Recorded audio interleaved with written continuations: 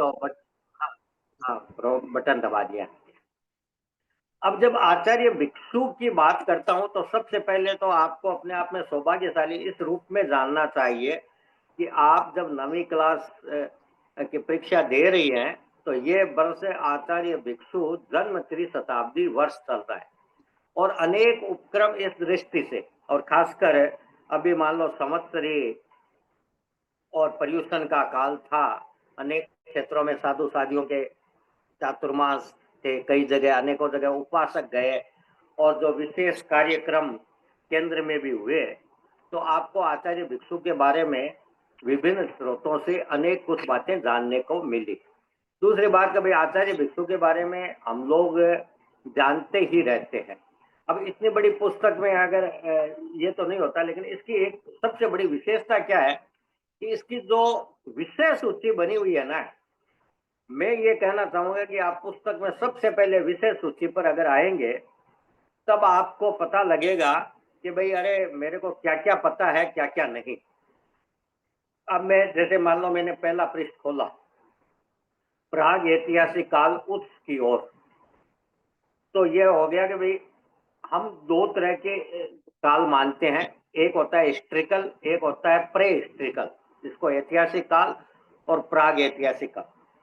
हम ये मानते हैं कि भगवान पार्श्वनाथ ऐतिहासिक पुरुष थे और उससे पहले का समय प्राग ऐतिहासिक काल था। अब ये इसमें याद दिलाना चाहूंगा आपको, क्लास 5 में जब आपने जैन परंपरा का इतिहास पढ़ा तो ये सब बातें बहुत अच्छे ढंग से पढ़ी थी। अब हम भगवान ऋषभ से पूर्व में अगर जाए तो पहले आता है जैन दर्शन के हिसाब से काल चक्र, जो 20 करोड़ करोड़ सागर का होता है।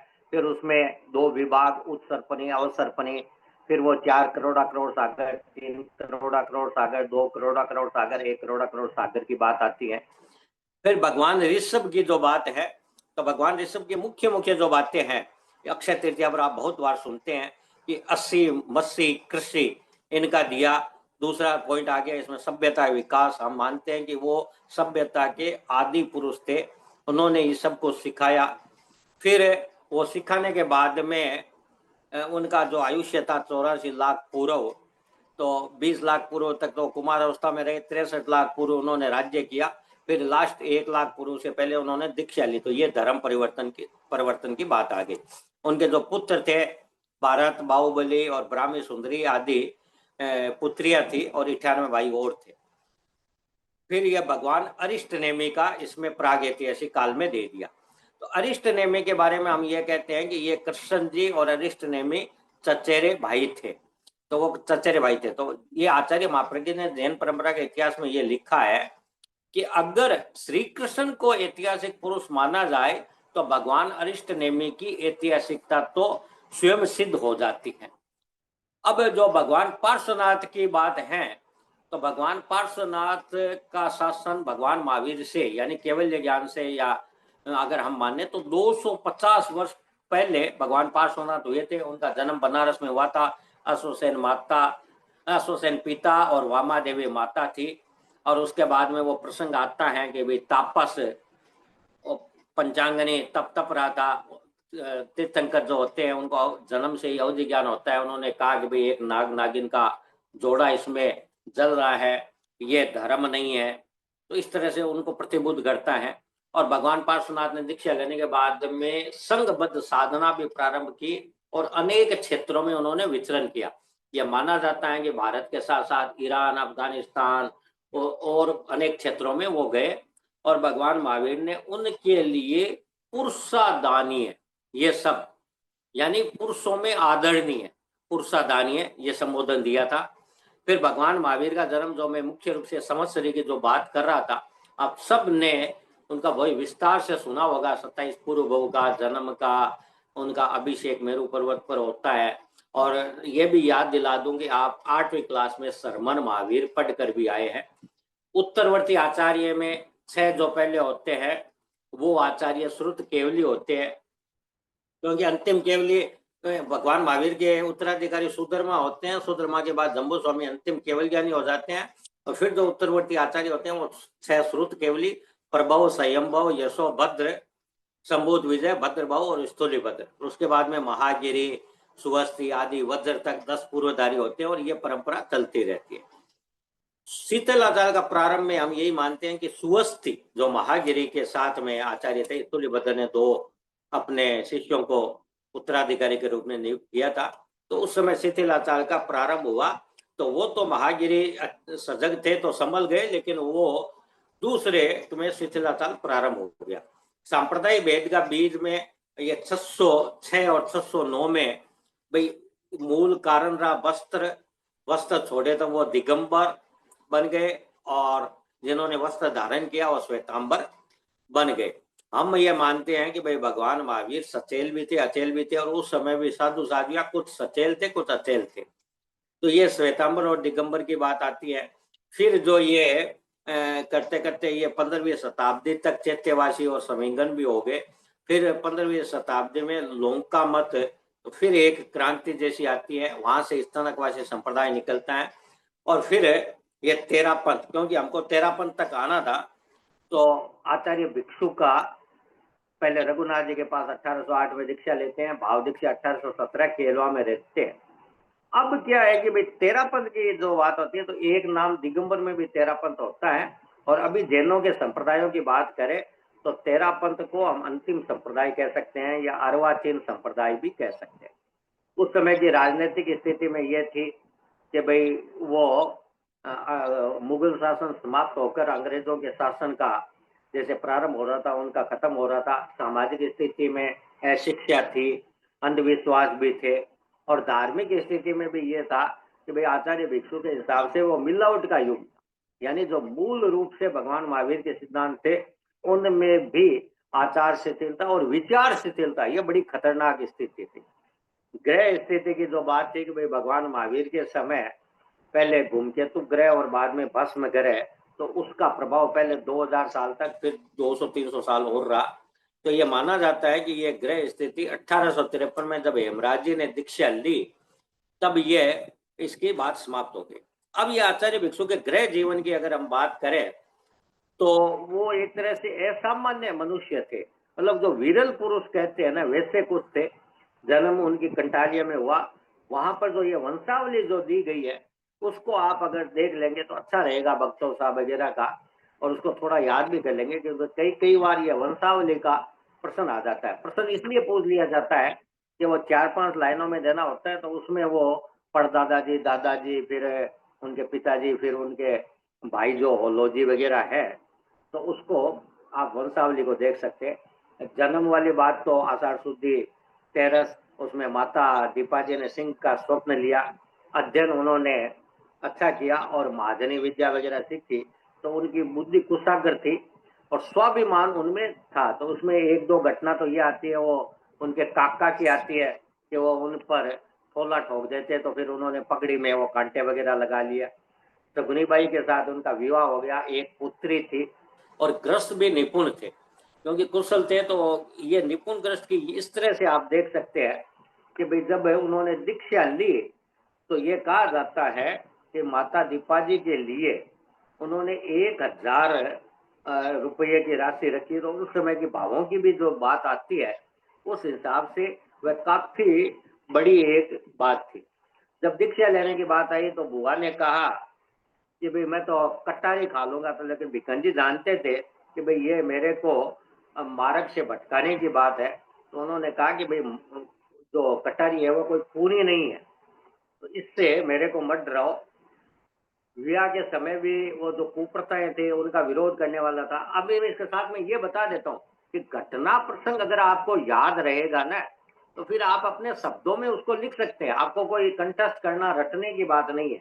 कभी वो ब्याह में गाते हैं और वो पूर्ण कालो काबरो जी वो जब गाते हैं तो वो बीच में उठ जाते हैं। तो यहाँ उनकी मानसिकता यह थी कि भाई ये प्रथा आदि नहीं चलनी चाहिए। और उन्होंने कहा कि भाई मेरा जो उनका साला जो था वो तो लंगड़ा था, उसको तो आप अच्छा बता रहे हो, और मेरे को इस तरह से कालो काबरो बता रहे हो। तो वो भोजन के बीच में से उठ गए और उन्होंने एक पद्य लिखने की, अब देखते हैं कि भी गृहस्थ अवस्था में भी उनकी थी, और बाद में तो उन्होंने 38,000 पद्य परिमाण लिखा ही था। तो तुरंत उन्होंने एक पद्य बना दिया कि भी ऐसे तो आप पर्दा रखती है, लेकिन जब इस तरह के गीत गाती है, तो किसी भी तरह की लज्जा नहीं रखती। और ये जो लौकिक देवता वगैरह थे, उनसे उनको कोई डर नहीं रहता था। उसके 2 कारण हैं। एक कारण तो ये है कि उनका ज्ञान बड़ा स्पष्ट था, कि भई ये सब कुछ है नहीं। और दूसरी बात ये थी कि वो निर्भीक थे, उनको किसी प्रकार का ऐसा कोई डर नहीं था। फिर जब उन्होंने दीक्षा लेने की तो उस समय के जो संप्रदाय थे, पोथिया बंद वगैरह आदि थे, स्थानकवासी रघुनाथ जी वाली जो शाखा थी, तो सबको उन्होंने परख कर ऐसा लगा कि भाई रघुनाथ जी वाला ये ठीक है। तो फिर उन्होंने वैराग्य तो आ ही गया था, पहले सुगनी बाई के साथ है।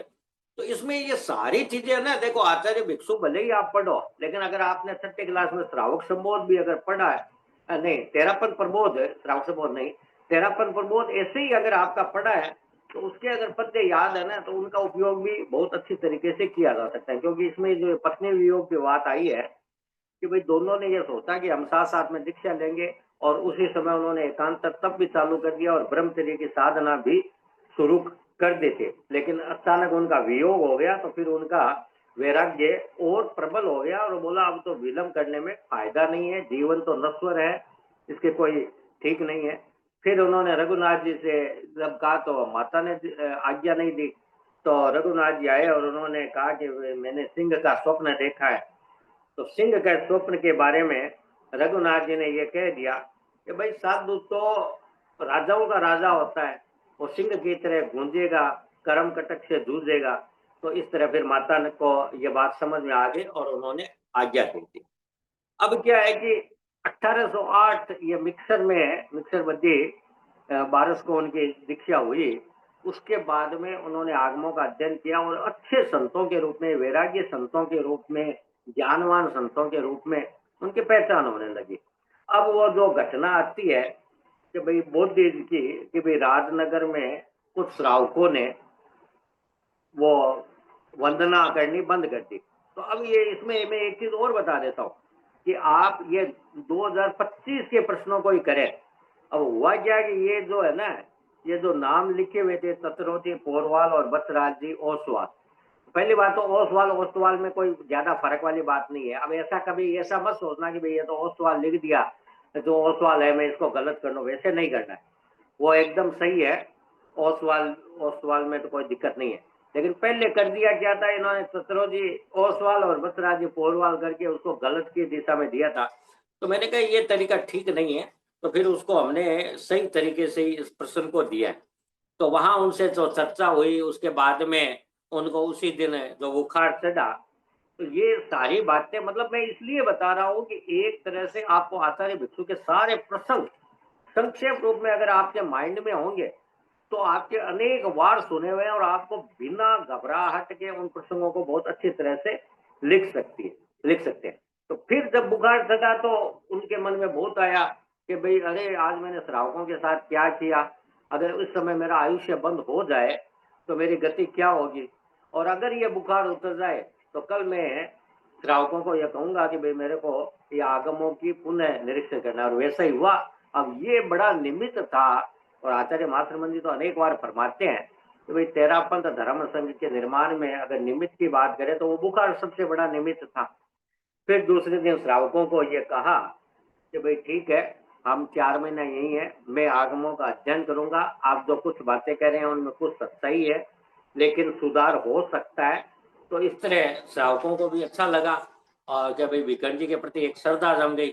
और उन्होंने ये कहा जाता है कि उस चातुर्मास में 2-2 बार ये सारे आगमों का अध्ययन कर लिया। अब इस बात को आप इस तरह से प्रमाणित कर सकते हैं कि आचार्य भिक्षु की कोई भी रचना आप देख लीजिए, 38,000 पद्य परिमाण में 9 पदार्थ देख लीजिए, आचार की चौपाई देख लीजिए, श्रद्धा की चौपाई देख लीजिए, विनीत अविनीत की चौपाई देख लीजिए, वहां आपको हर दूसरे तीसरे पद्य में प्रमाण के रूप में आगम संदर्भ मिल जाएंगे।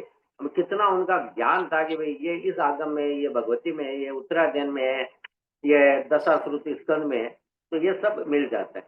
उनके साथ जो 4 संत थे, टोकर जी, हरनाथ जी, वीरबान जी और भारमल जी, तो इनको पहले दीक्षित ही भिकन जी ने किया था और ये इनके साथ ही थे।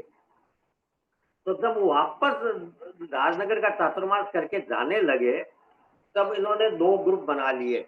और दूसरे गुरु को ये कहा कि भाई चलो कोई पहले ग्रुप पहुंच जाए तो भी कुछ निवेदन नहीं करना है। भिकन जी ने कहा कि मैं पहुंचूंगा तभी रघुनाथ जी को या आचार्य जी को मैं निवेदन कर दूंगा। लेकिन पहले पहुंच गए और उन्होंने अपनी बात कह दी कि भाई रघुनाथ जी ने पूछा कि भाई श्रावक समझ गए क्या? तो उन्होंने कहा भाई श्रावकों को क्या समझना था, समझना तो हमें था। इतना कहते ही रघुनाथ जी समझ गए। भिकन जी जब आए तो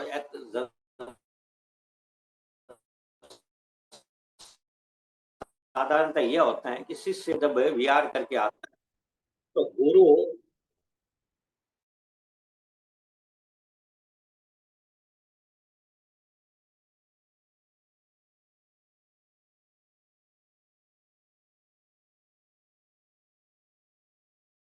4 शिथिलता और विचार शिथिलता की बात थी, वो बातें भी उनके सामने रखी।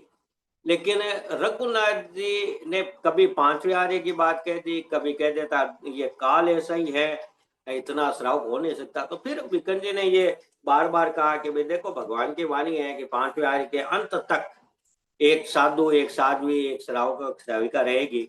तो हम अपनी शिथिलता को इस आधार पर, ये समय के आधार पर नहीं कहना चाहिए। फिर जब 2016 के चातुर्मास की बात आई तो भिकर जी ये चाहते थे कि रघुनाथ जी के साथ में चातुर्मास करूं तो उनसे ये चर्चा वगैरह हो सकता है। लेकिन रघुनाथ जी को लगा कि भाई ये रहेगा तो फिर और बातें होगी, तो उन्होंने वो चातुर्मास उनका जोधपुर करवा दिया। तो इस तरह 2.25 साल रहने के बाद में, कई बार बात होने के बाद में जब लगा कि भाई बदलाव की कोई गुंजाइश नहीं है और भगवान महावीर की जो वाणी है उसके विपरीत कई तरह की बातें होती है। जोधपुर में एक बात ये हुई कि भाई जयमल जी जो एक तरह से रघुनाथ जी के गुरु भाई थे, यानी जयमल जी और रघुनाथ जी ने एक ही आचार्य से दीक्षा ली तो वो गुरु भाई हो गए और दोनों के अपने अपने आचार्य बने हुए थे, अपने अपने टोले थे। तो उनसे भी ये जानकारी जब ली तो उन्होंने कहा कि भाई भिकन जी आप जो बात कहते हैं वो तो ठीक है, और अगर मेरे टोले से कोई संत जाना चाहे तो उनको भी कोई मना ही नहीं है। तो इस तरह आप देखिए कि तिरपाल जी, फतेहचंद जी, ये जो थे वो आचार्य भिक्षु के साथ बाद में आ गए थे। लेकिन जयमल जी को तो बाद में रघुनाथ जी ने ये कहा कि भाई देखो आप कहाँ जा रहे हैं, नया संघ अगर बनेगा तो उसमें आचार्य भिकन जी रहेगा, टोला भिकन जी का कहलाएगा, आप जमा जमाया टोला छोड़कर क्यों जा रहे हैं? तो फिर इनका तो मन बदल गया था जयमल जी ने। इधर क्या है कि भाई 5 साधु तो वो 6 साधु आ गए इनके जयमल जी से, और 2 दूसरे साधु, ये 13 साधुओं ने एक तरह से वो नई दीक्षा लेने का निर्णय किया। तो वो आषाढ़ शुद्ध पूर्णिमा केलवा का दिन तय हुआ।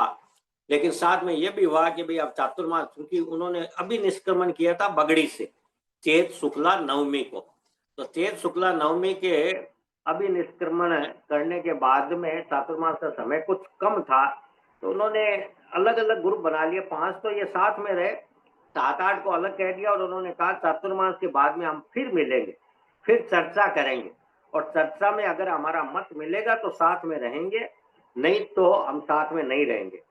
तो इस तरह अच्छा, फिर केलवा में उन्होंने भाव दीक्षा इसलिए कहते हैं कि भाई भिकन जी को ये लगा कि भाई पहले जो मैंने दीक्षा ली तो उसमें तो वो, क्योंकि जिस तरह से जो विचार क्रांति की बात कहती है वो अल्प हिंसा, बहु निर्जरा की बात है, मिश्र धर्म की बात है, पुण्य की भी हो जाता है, जबकि उनका आचार्य भिक्षु का ये मानना था कि भाई पुण्य का स्वतंत्र बंध नहीं होता।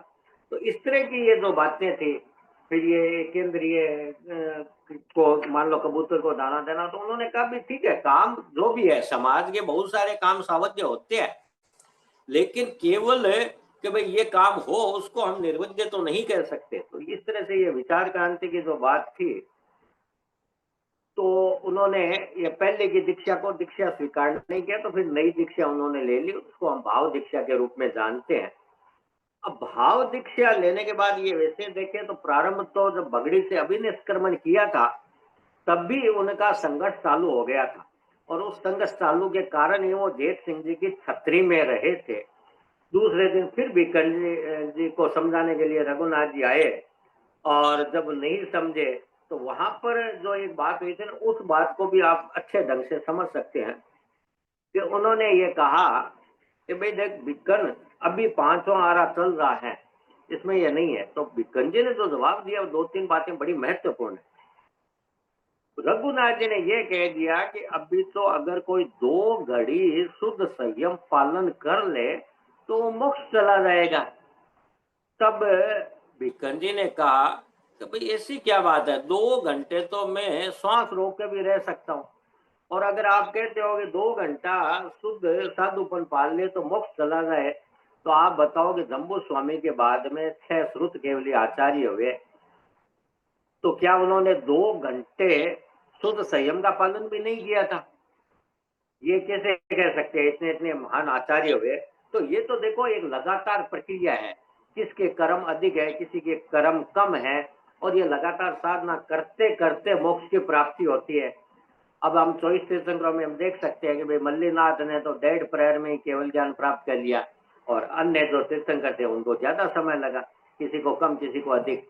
तो ये सारी बातें उन्होंने तर्क संगत तरीके से और आगम में जो लिखा हुआ है उसके आधार पर उन्होंने बताई। और जैसे ही हुए तो उस समय वो तूफान आ गया, आंधी तूफान आ गया, आंधी तूफान में आगे विहार करना ही था, तो जैत सिंह जी की छतरी वहां पर रुके। तो वो भी एक बड़ी बात है कि भाई जो व्यक्ति का अंतिम आश्रय स्थल होता है, भिक्षु ने नई क्रांति करने के बाद में उसको प्रथम स्थल बना लिया, और वहां से वो बंडलू जब गए तो भिकन जी पीछे पीछे रघुनाथ जी आए थे। तो वहां लास्ट में उन्होंने एक बात की भी, लोग लगा दे सो लारे। अब ये कही तो उन्होंने एक तरह से अभिशाप के रूप में थी, लेकिन आचार्य भिक्षु ने उसको वरदान के रूप में लगाया, और आगे जाकर वो बात सही हो गई, क्योंकि आचार्य भिक्षु के अनेक वो फॉलोवर्स हो गए, अनुयायी हो गए। तो ये शुरू में जो 13 साधु थे, बाद में ये कहते हैं कि भाई 7 भी उनमें से अलग हो गए, 6 हो गए। नामकरण की जो घटना है वो आप याद कर सकते हैं, वो जरूरी भी है कि भाई जोधपुर में वो 13 श्रावक सामाई कर रहे थे। फतेहचंद जी सिंह जी जो दीवान थे, उनके साथ सेवक जाति का एक व्यक्ति था। उन्होंने पूछा कि भाई आज इस स्थान को छोड़कर यहाँ कैसे समाई कर रहे हो? तो उन्होंने कहा कि भाई भिक्षु ने ये क्रांति की है, आचार विचार बताया। तो बोला ये बात तो ठीक ही है। और सेवक ने वो गिनती के आधार पर सात सादरो गिलो करे आप रो तन, सुनजो रे सहरा लोका एह तेरा पंक्ति तन। और ये बात जब भिक्खन जी के पास पहुंची तो उनकी प्रत्युत्पन्न बुद्धि बुद्धि जो उत्पत्ति की बुद्धि कहते हैं, उन्होंने उस तेरे को भगवान के साथ जोड़कर हे प्रभु पट से नीचे उतरे और बोला हे प्रभु ये तेरा पद, हम तो पथिक है इस पंथ के। और उन्होंने तेरे की संख्या को 5 महाव्रत, 5 समिति और 3 गुप्ती के साथ, तेरे नियमों के साथ भी जोड़ दिया। तो इस तरह से ये तेरापंथ की एक नई परिभाषा भी हो गई। और नामकरण वो इतना अच्छा कि भाई एक तो क्या है कि उस समय 20 पंथी भी थे, उनको लगा 20 हम ऊंचे हैं, ये 13 छोटे हैं। लेकिन बाद में ये जो कच्चा टाइटल था वो अपने आप में पक्का टाइटल बन गए। तो प्रारंभ में जैसा आचार्य भिक्षु कहते हैं कि भाई 5 साल तक तो उनको जगह भी की भी बहुत कठिनाई रही, और आहार पानी भी पूरा नहीं मिलता, रोटी भी नहीं मिलती। और जो पहला चातुर्मास है जो केलवा का था, वहां पर जब स्थान मांगा तो उन्होंने चंद्र प्रभु का जो मंदिर बना हुआ है, जिसको हम अंधेरी ओरी के नाम से जानते हैं। अब अंधेरी ओरी क्यों कहते हैं ये भी आप ये समझ लीजिए। वैसे तो आपने केलवा कोई गया है तो देखा भी होगा, और पुराने घरों में, हमारे घरों में भी राजस्थान के घर किसी ने देखे तो एक ओरा होता था। अब ओरा में क्या होता था, एक भी खिड़की नहीं होती थी, और ये लंबा है और एक भी खिड़की नहीं। खिड़की नहीं है तो हवा पानी प्रकाश कुछ नहीं आ सकता, प्रकाश नहीं आता तो अंधेरा, और हवा वगैरह नहीं आती, तो ये ओरी जैसी थी। तो वो स्थान दे दिया, और वहां पर चंद्र प्रभु का जो मंदिर था, तो वो जो अधिष्ठायक देव था, तो वहां पर कोई रुकता नहीं था। और गांव वाले भी सोचे कि भाई दोनों काम हो जाएंगे। और रात में वो भारमल जी के साथ ये सरप का उपसर्ग होता है कि वो अच्छाया में कुछ परटने गए थे, और देखता है भारमल जी खड़े, तो भिकन जी आवाज लगाते हैं तो भाई भारमल वहां क्यों खड़ा है, अच्छाया में क्यों खड़ा है, भीतर आ जा। तो वो कहते हैं कि भाई सरप की जाति ने आंटा दे दिया। अब यहाँ पर एक समझने की बात है कि वो सरप ने आंटा दे दिया, ये नहीं कहते सरप की जाति, क्योंकि साधु निश्चय की भाषा नहीं बोलता, वो विवेकपूर्ण भाषा बोलता है। क्या पता सांप था या सरपनी थी, तो सर्प की जाति कहते। तो फिर विकर्ण जी गए और उन्होंने कहा कि आयुष्मान देव देवता समझ कर ही उसको संबोधित किया कि भाई इस बालक को क्यों कर रहे हो? अगर आपका स्थान है और अगर आप चाहते हैं कि हम यहाँ पर न रहे, तो हम कल प्रातः खाली कर देंगे। तो इतना कहते ही वो सर्प वहां से चला गया। रात को जब विकर्ण तो स्वाध्याय में लीन थे, तो उन्होंने जब वो उस व्यक्ति को देखा तो उसने कहा मैं इंसान नहीं हूँ। बोला विकर्ण जी ने कहा दिन में यहाँ कोई आदमी नहीं आता, तो रात को कौन आएगा? और उस समय उनकी तपस्या भी, जब उन्होंने दीक्षा ली तो तेले की तपस्या थी। और तो वहां पर उसने कहा कि भाई देखो ये दो चबूतरिया, जिनको हम चौकिया कह सकते हैं, आपने सबने देखा होगा कि भाई वहां पर आपके सिवा या आपके उत्तराधिकारी के सिवा कोई नहीं बैठे, और मैं एक लाइन खींच के जाऊंगा, उससे विपरीत किसी को परखने की, उससे भीतर भीतर में ये परखने की कार्य न करे। तो इस तरह उस बात को मान लिया। और दूसरे दिन उनका पाड़ना जो हुआ, ये भी एक घटना ये है कि वे ठाकुर मोखम सिंह जी के हाथों उनका पहला पाड़ना हुआ। तो एक तरह से वो दान देने वाले प्रथम व्यक्ति के रूप में ठाकुर मोखम सिंह जी हो गए।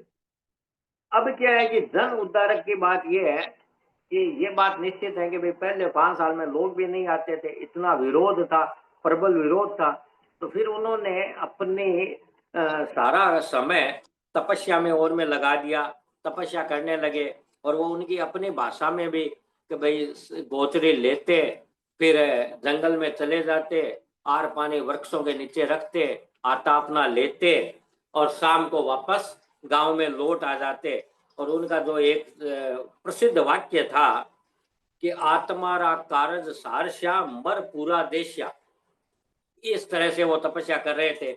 और फिर ये तिरपाल जी और फतेहचंद जी जो पिता पुत्र थे और ये जयमल जी के टोले से आए हुए थे, उन्होंने कहा भाई तपस्या तो हम ही कर लेंगे, आप में बौद्धिक क्षमता भी है, आप जन कल्याण कर सकते हैं, आप लोगों को समझा सकते हैं, आप तत्व को जानते हैं, तो ये तपस्या हमारे लिए छोड़ दो। और उसके लिए आचार्य तुलसी ने 2043 रतनगढ़ मर्यादा महोत्सव में या बादलियों आंखड़ लिया में बरस है, ये थिरपाल जी फतेहचंद जी को समर्पित करते हुए ये गीत भी लिखा है। तो भिक्कन जी ने तब वो देखो, ये दोबारा एक निमित्त मिलता है कि भाई पहला निमित्त वो तेरापन की स्थापना का बुखार होता है, यहाँ थिरपाल जी फतेहचंद जी ने जो कहा, तो पुनः अब आचार्य भिक्षु इस बात के लिए प्रयास करने लगे कि लोग आए और समझे। तो उसमें अब जो घटना प्रधान आती है ना, अब होता है कि पाली में स्थान परिवर्तन। तो अब ये जो घटना है, उस घटना से ये मिलता है कि भाई आचार्य भिक्षु का सकारात्मक दृष्टिकोण कितना था कि वहां पर वो जिस स्थान पर थे उस स्थान को खाली करवा दिया, वो दूसरे स्थान पर चले गए। फिर बरसात ज्यादा आई, वो दुकान गिर गई, तो उन्होंने क्या कहा कि भाई हमको निकलवाने वाले तो हमारा हमारा भला किया, अगर वो अभी वहां पर होते तो हमारी क्या दशा होती। फिर उन्होंने जो दूसरा स्थान लिया था, उसको भी जो विरोधी लोग थे, उसको मालिक को जाकर कहा कि भाई हम तुम्हारा जो बाजार में किराया चल रहा है उसे दुगुना किराया देंगे। लेकिन वो गृह स्वामी पक्का था, उसने कहा भाई 4 महीने के लिए तो मैंने संतों को दे दिया है, अब चाहे आप जाए जितना पैसा दो, मैं इनको नहीं छुड़ाऊंगा। और तो वो वहां पर उन्होंने चातुर्मास पूरा किया। अब पाली में बावेचा जो एक अच्छे साहूकार थे, उनका ये विरोध था कि वो राजा के पास जाकर उन्होंने चाबियां वगैरह दे दी और कहा कि भाई हम तो गांव छोड़ के जा रहे हैं क्योंकि भिकंजी यहाँ पर है। तो वहां पर जो एक कहानी सुनाई गई ना मोती बंजारा की, उसको समझिए। हाकिम ने कहा कि भाई देखो, जहाँ गांव नगर है वहां तो दुराचारी भी रहते हैं, चोर उचके भी रहते हैं, उनको भी हम बाहर नहीं निकाल सकते। और ये संतों को हम कैसे कह देंगे भाई गांव से छोड़ दो? और फिर उनको कहा कि भाई देखो, अगर आप होगा तो आपको मोती बंजारा जैसी स्थिति नहीं बन जाए। मोती बंजारा क्या होता था कि भाई व्यापार की दृष्टि से कुछ उसके पास नमक वगैरह कुछ चीजें थी, तो वो व्यापार के लिए आता आता तब क्या करता कि खेत में फसल होती, तो उसके जो गुड़ थे वो खेतों को, वो फसल को रोंदते हुए आते। राजा ने कहा कि भाई देखो इनके खेत की बात है, क्योंकि लोगों ने शिकायत की किसानों ने कि भाई ऐसा मत किया करो। तो वो अहंकार में चूर था, उसने कहा कि भाई मोती आएगा तब तो ऐसे ही आएगा, ऐसे ही सब होगा। तो फिर राजा जो न्यायप्रिय था, तो फिर बोला कि भाई आने की जरूरत नहीं है, हमारे पास नमक है, और जो नमक लेने आएगा तो हमें दूसरी चीजें भी मिल जाएगी। और इस बात को आप अभी के, अगर मैं वर्तमान स्थिति से देखूं, तो आप अमेरिका के ट्रंप की ये जो चल रहा है विश्व में, उस हिसाब से भी देख सकते हैं। तो मोती चला गया, तो जोधपुर राज्य का तो कुछ नहीं बिगड़ा, और मोती का जो व्यापार अच्छा चल रहा था वो कम हो गया। उदयपुर में भी उनको भिकंजी स्वामी को एक बार निष्कासित करवा दिया, और नाथ द्वारा के निष्कासन की घटना तो बहुत प्रसिद्ध है। तो वहां हुआ क्या कि भाई कईयों ने ये कहा कि भाई ये है, तो उनको जो चिन्ह बताई ना, तो साधु की चिन्ह ये होती है कि वो मुंह पत्ती वाले, तो मुंह पत्ती वाले को निकालने का वो आदेश दे दिया। तो वो जो आए तो भिकंजी वहां जाने लगे, तो बीच में स्थानक पड़ता था। स्थानक पड़ता था तो एक जिज्ञासा, अरे भाई भिकंजी को निकल रहे, तो वो साधु भी बालकोनी में आ गए और उनको देखने लगे। तो भिकंजी स्वामी ने खमत कामना कर ली। तो उनके साथ जो राज्य कर्मचारी चल रहे थे, उनको बोला अरे ये भी मुंह पत्ती वाले हैं, उनको भी कहा चलो आओ नीचे आओ, आपको भी गांव से बाहर जाना। बोला, वो कहा कि भाई हमको नहीं है, ये इनको ही के लिए ही है, क्योंकि उनका तो करवाया हुआ था। बोला पता नहीं हमको, हमको ये कहा है मुंह पत्ती वालों को सबको निकालना है। तो ये बात ऐसे भी समझ सकते हैं कि व्यक्ति अगर दूसरे के लिए गड्ढा खोदता है, तो कभी कभी कभी क्या, ज्यादातर वो स्वयं भी उसमें गिर जाता है। लेकिन यहाँ बात ये हो रही है, कभी इतनी कठिनाइयों के बाद, इतने कष्टों के बाद भी भिक्खन जी सत्य पर अडिग रहे, अपनी साधना पर अडिग रहे, अपने सिद्धांतों पर अडिग रहे। ये उनकी महत्वपूर्ण बात थी। और वस्त्र की भी समस्या रहती थी, पूरा कपड़ा भी नहीं मिलता। तो कभी कभी वो बारमल जी और हेमराज जी ये कहते हैं कि भाई चलो इसका तोल पट्टा बना लेते हैं, वो कहते हैं ये बना लेते हैं। और ये सारे संस्मरण हेमराज जी स्वामी को बाद में सुनाया कि भाई उस समय तो इस तरह की चीजें मिलती थी कि भाई कार या तो पचेवड़ी बना लो या चौलपट्टा बना लो। तो आहार की भी स्वयं आचार्य भिक्षु ने लिखा है कि भाई 5 साल तक पूरा आहार पानी नहीं मिला। लोगों में विरोध इतना था कि भाई संघ की, क्योंकि बड़ा संघ था, संघ स्थानकवासी, ये कह दिया कि भाई अगर कोई वहां अगर जाएगा, उनको अगर रोटी भी देगा, यानी गोथरी बह रहेगा, तो उसे 11 समाई की दंड आ जाएगी। अब ये छोटी छोटी बातों से अगर आपके ध्यान में रहेगी ना, तो आप ये चीज एक्सप्लेन कर पाएंगे कि भाई मान लो ये कह दिया कि प्रारंभ के 5 साल में आचार्य भिक्षु का किस तरह का उनको समस्याएं झेलनी पड़ी, तो ये सारी बातें वहां पर आ सकती है। और संपर्क में भी लोग आने लगे। और फिर ये जो घी सहित घाट वाली तो आपने अनेकों वार सुनी होगी। तो ये किक्की बाई नाम भी है कि वो गई एक जगह घी बहराया, दूसरी बार अजबू जी थी वह घाट बहराई, और फिर पूछा कि भाई किस टोले की, कि भाई भिकन जी की। फट से पात्र छीना और वो वापस उड़ा लिया, तो उसमें अपनी घाट तो थी, पहले का घी भी उसमें आ गया। तो लोगों ने कहा कि भाई संतों को दिया हुआ इस तरह से होती है क्या। और वहां पर कोई था तो उसमें दोए बना दिए, बादल सारी डीकरी किक्की थारो नाम, घाट सहित घी ले लियो, थाली कर दियो ठाम। और उसमें उनके पति जो थे उनको भी बहुत कहा कि भाई अरे दुकान में तो आप कमाते हो, घर में किक्की कमाती है। तो उस तरह उसको भी व्यंग भान से हुआ। लेकिन ये बाद में कहा जाता है कि भाई किक्की में बाद में परिवर्तन आया, और अंतिम वर्षों में जब कोई शादी आई तो उन्होंने बहुत मन से अपना पश्चाताप भी किया, और उनको कहा कि भाई मेरी जैसी पापिन कौन होगी। फिर वो निवेदन करके भावना के साथ उसने कुछ बहराया। हेमराजी स्वामी का भी एक ऐसा उदाहरण आता है कि भाई वहां पर गए तो पहले गोत्री तो दे दी, नहीं पहला पूछा कि भाई किसके, तो बोला ऊँटों में भिकंजी का है। उनको लगा ये भिकंजी का नहीं है, तो उनको कहा आइए आइए करे, बहरा तो दिया। फिर पूछा कि भाई हो किसके, बोला ऊँटों में भिकंजी स्वामी का ही। तो आर तुम्हारी इच्छा है तो बहरा, नहीं तो मत बहरा। अब बहन को लगा कि भाई पहले तो बुला लिया, तो फिर उसने अनमने मन से बहरा दिया। एक घर में गए तो उन्होंने कह दिया कि भाई तेरा बंदियों को 8 देने का ही त्याग है। तो लेकिन हमारे संत भी कितने समतावान होते हैं। ये जो कहते हैं ना कि भाई सामान्य व्यक्ति हो जाता है तो ये ऐसी ऐसी घटनाएं हैं कि झगड़ा हो जाए, झगड़ा न हो तो आवेश आ जाए, क्रोध आ जाए या दुर्भावना आ जाए, तो हेमराज स्वामी ने कहा कि कोई बात नहीं, आड़ देने का त्याग किया है तो अचित पानी है तो वही बह दे। मतलब अपने व्यवहार से सामने वाले व्यक्ति को पानी पानी कर दिया तो उन्होंने पानी बहरा दिया। अब ये बाह्य संघर्ष तो थे ही, इन सब से तो था ही, उसके बाद में इनके भिकंजी स्वामी के आंतरिक संघर्ष भी वहीं से प्रारंभ हो गए थे। और वो तब हुए कि जब 1832 में भारमल जी को युवाचार्य बना दिया तो तिलोक जी, चंद्रभान जी आदि संत, पहले तो ये कहा कि भाई ये युवाचार्य की योग्य वो है, सूरीपद उनके लिए कहा। तो भिकन जी की ये मानना चाहिए कि वचन सिद्धि थी, उन्होंने कहा सूरीपद तो क्या, सूरपद सूरदास पद के हो सकते हैं। और बाद में बताते हैं वो संघ से अलग हो गए और तारानगर वगैरह में जाकर उनकी आंखें भी चली गई, तो एक तरह से वचन सिद्ध हो गई। वो उनका कोई उद्देश्य नहीं था, लेकिन सहज रूप से कोई वचन निकला। और जो सत्य और साधनाशील व्यक्ति होता है तो सहज वचन ही पूर्ण हो जाते हैं। मंत्री मुनि मगन लाल जी की इस तरह की अनेक घटनाएं आती हैं। ये जो है ना कि साला हो सकता हूँ, ये बड़ी महत्वपूर्ण है। और मैं समझता हूँ शायद आप भी जाए परीक्षा में भी कि ये खंती विजय जी बहुत उग्र स्वभाव के थे।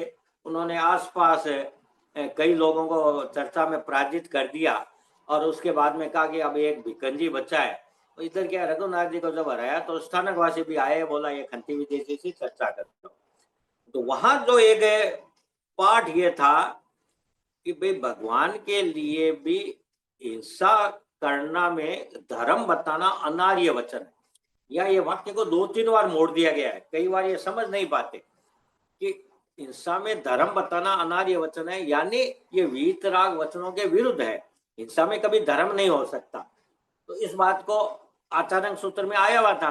तो बहस करते करते ये जब बात आई तो खंती विजय जी ने कहा कि बताओ, तो भिकन जी ने अपनी प्रति पढ़ दी आचार्य की, फिर दिखाई खंती विजय जी को। तो बोला नहीं, मैं आपकी प्रति नहीं मानूंगा, मैं अपनी मनाऊंगा मंगाऊंगा। तो आचार्य में तो वही लिखा मिलेगा। तो उन्होंने देखा लिखा हुआ तो वही है। अब ऐसे करते करते उनके हाथ कांपने लगे। तो भिकन जी ने कहा कि विकम्पन तो चार बातों से होता है, या तो वात रोग हो, या चर्चा में कोई पराजय हो।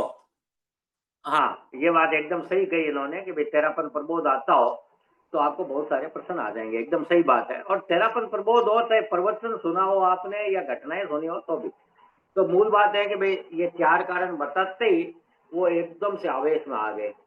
पराजय का ही डर था। और जैसे उन्होंने कहा कि भाई ये कंपन का कारण चार कारणों में एक कारण उन्होंने चर्चा में पराजय बता दिया, तो अब तो उसने कह दिया साले का सिर काट दो। अब यहाँ समझने की बात है कि भाई ऐसी बात पर भी आचार्य भिक्षु ने अपना मानसिक संतुलन नहीं खोया।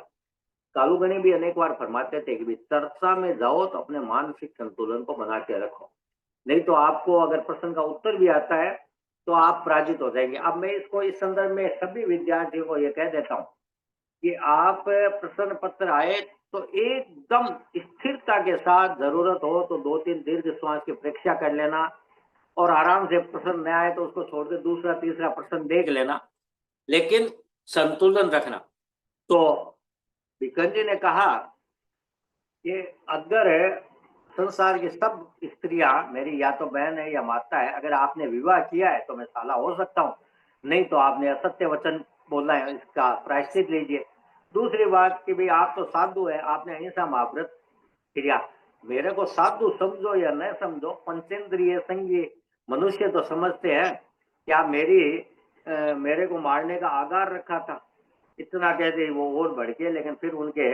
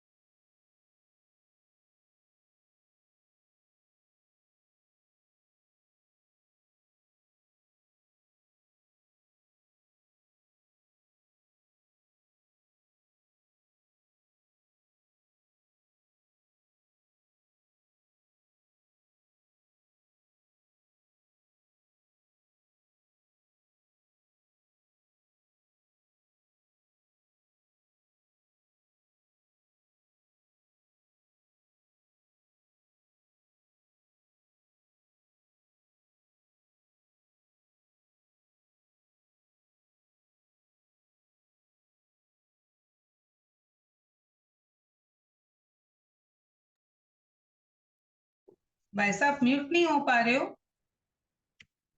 हाँ, 1 मिनट में करती हूँ।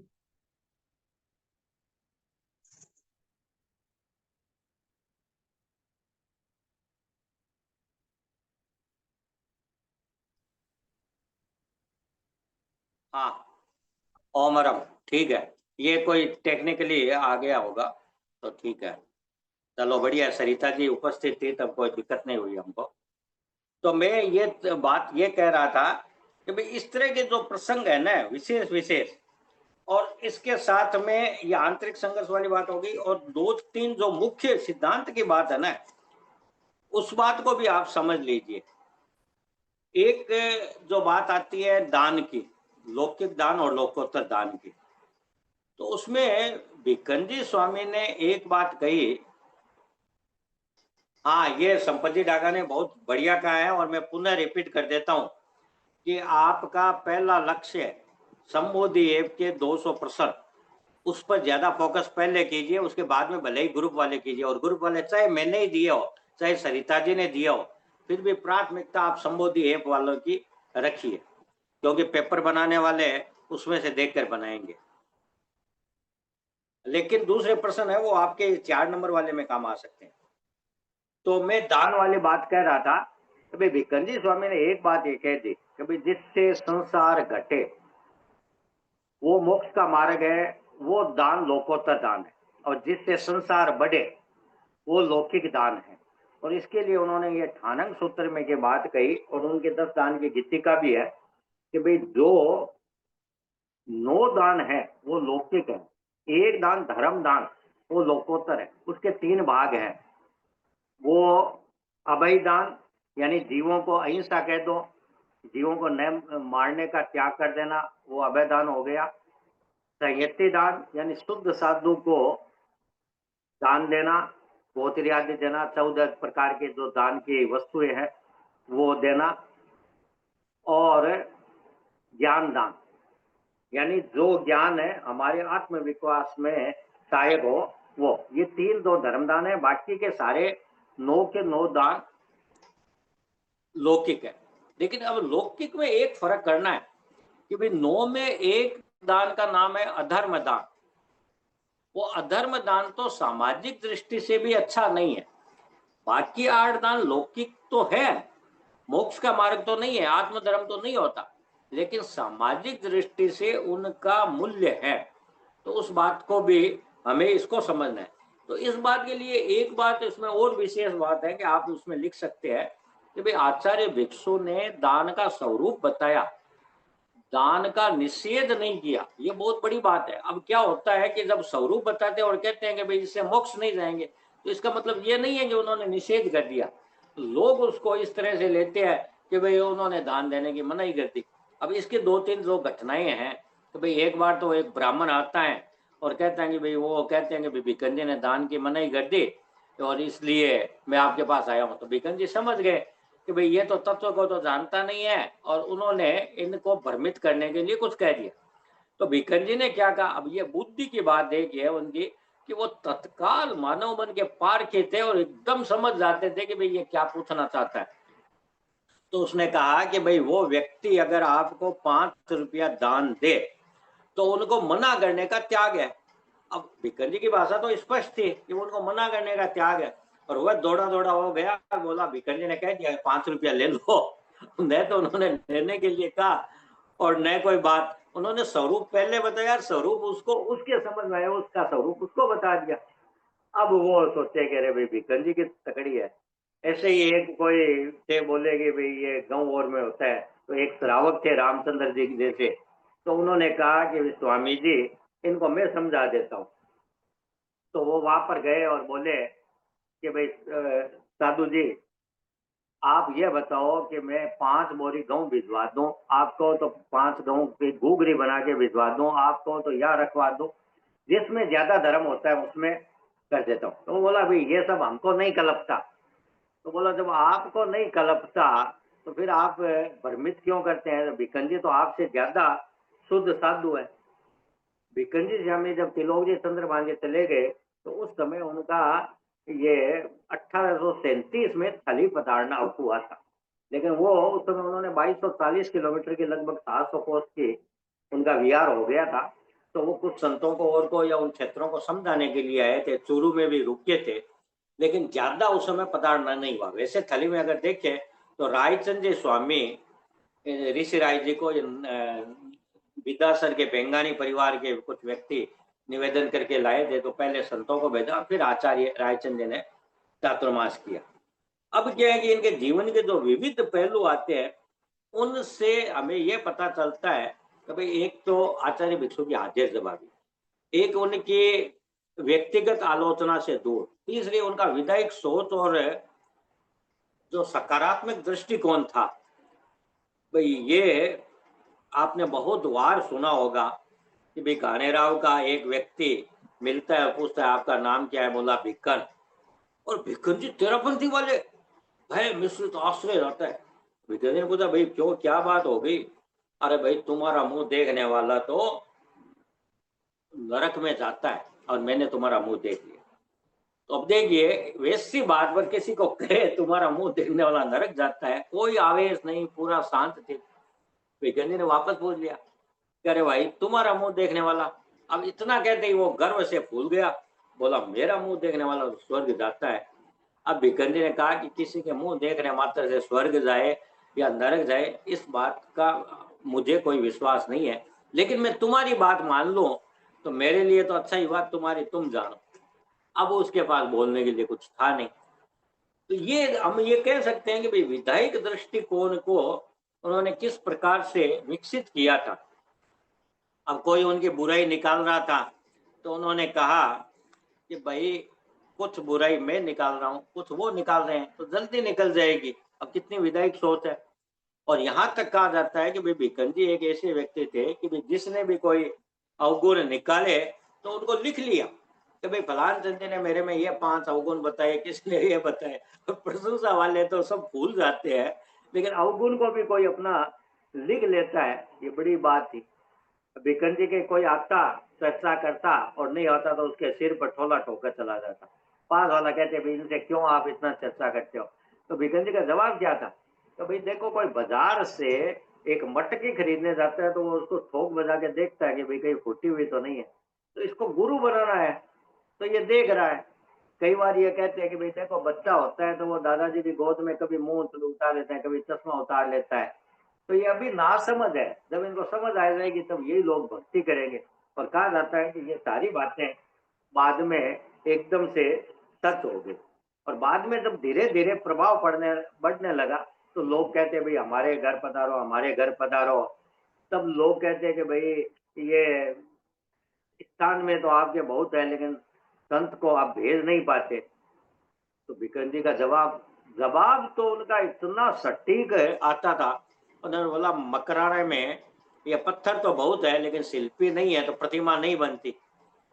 तो हमारे पास संतों की कमी है, तो लोग समझने वाले हैं तो भी उनको कैसे समझाएं।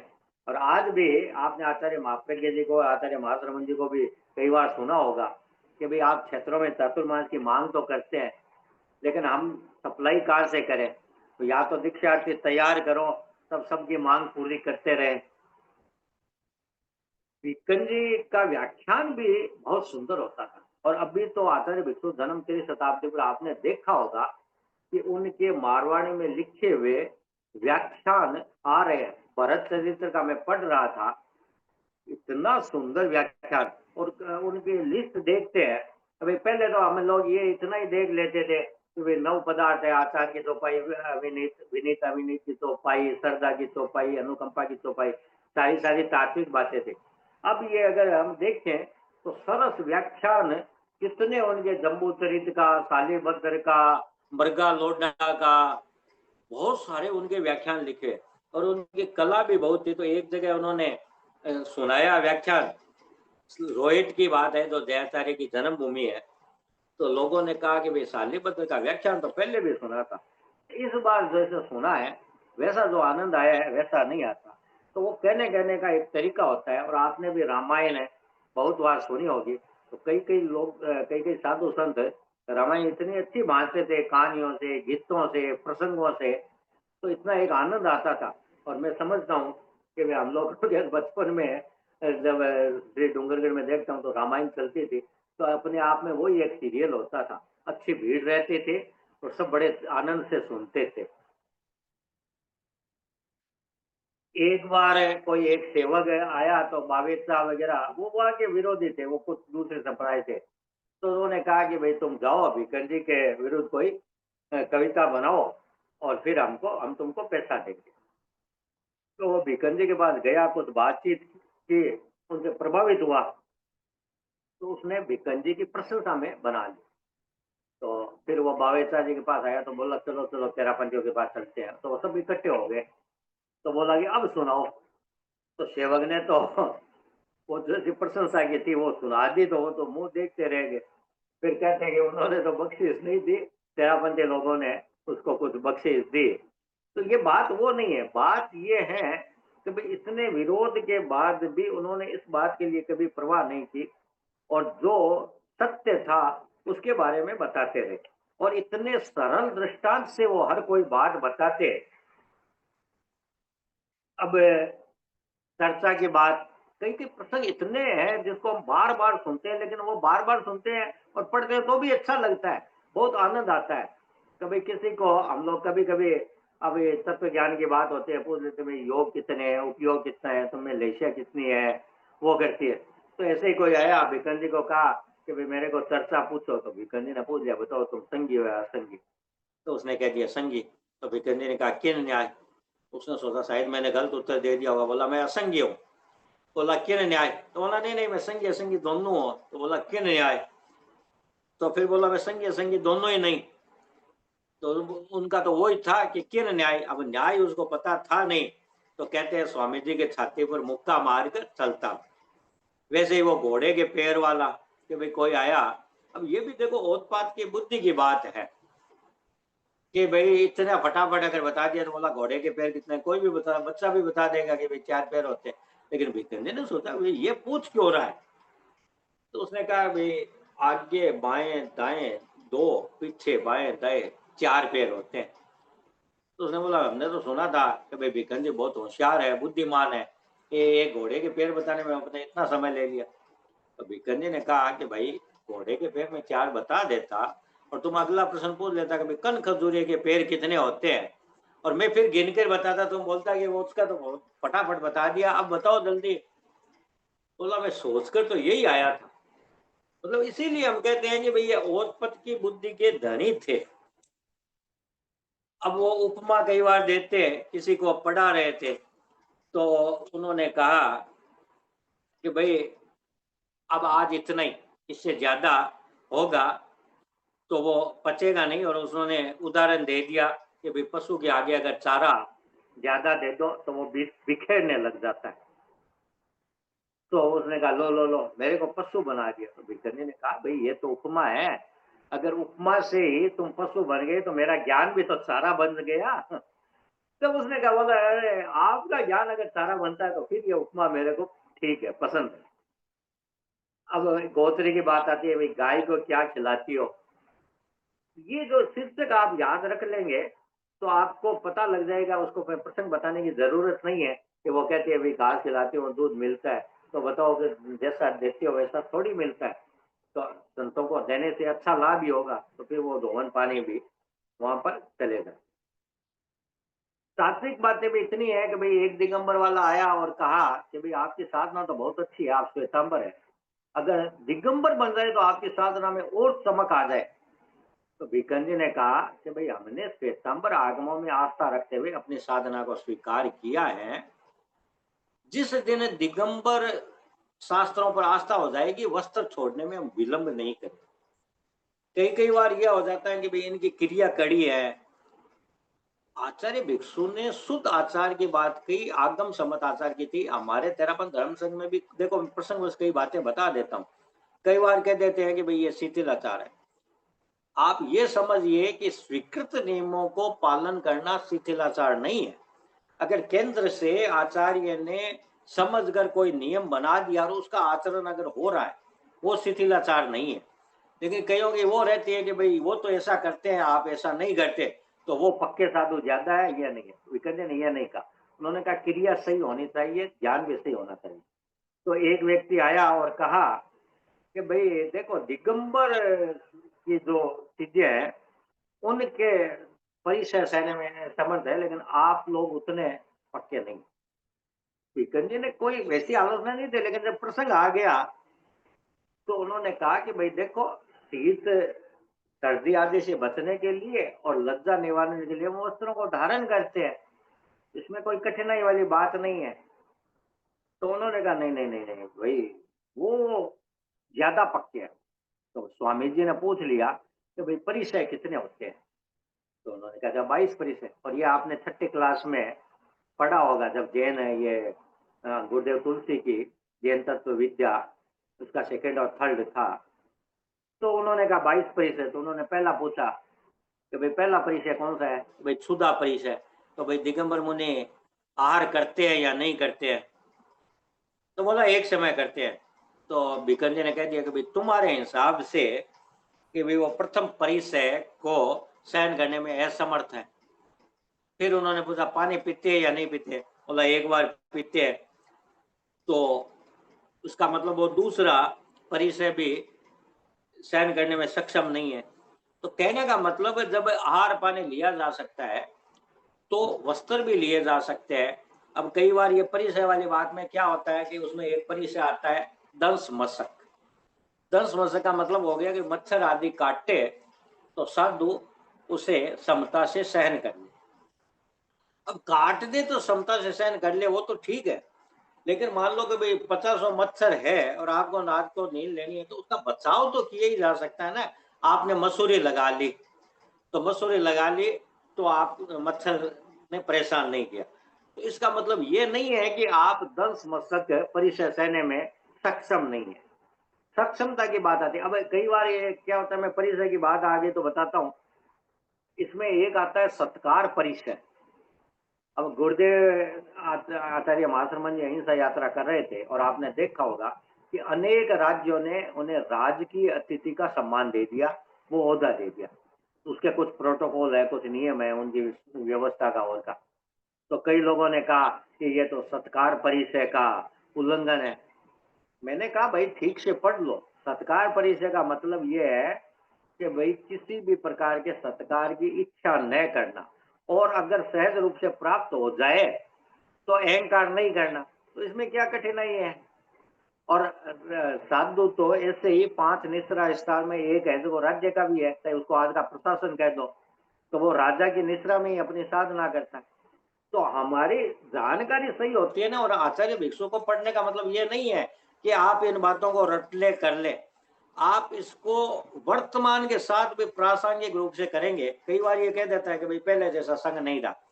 मैं उनको हमेशा कहता हूँ कि आचार्य भिक्षु के मौलिक मर्यादा और मौलिक सिद्धांत में मेरे को एक भी बात बता दीजिए जिसमें कोई परिवर्तन हुआ है।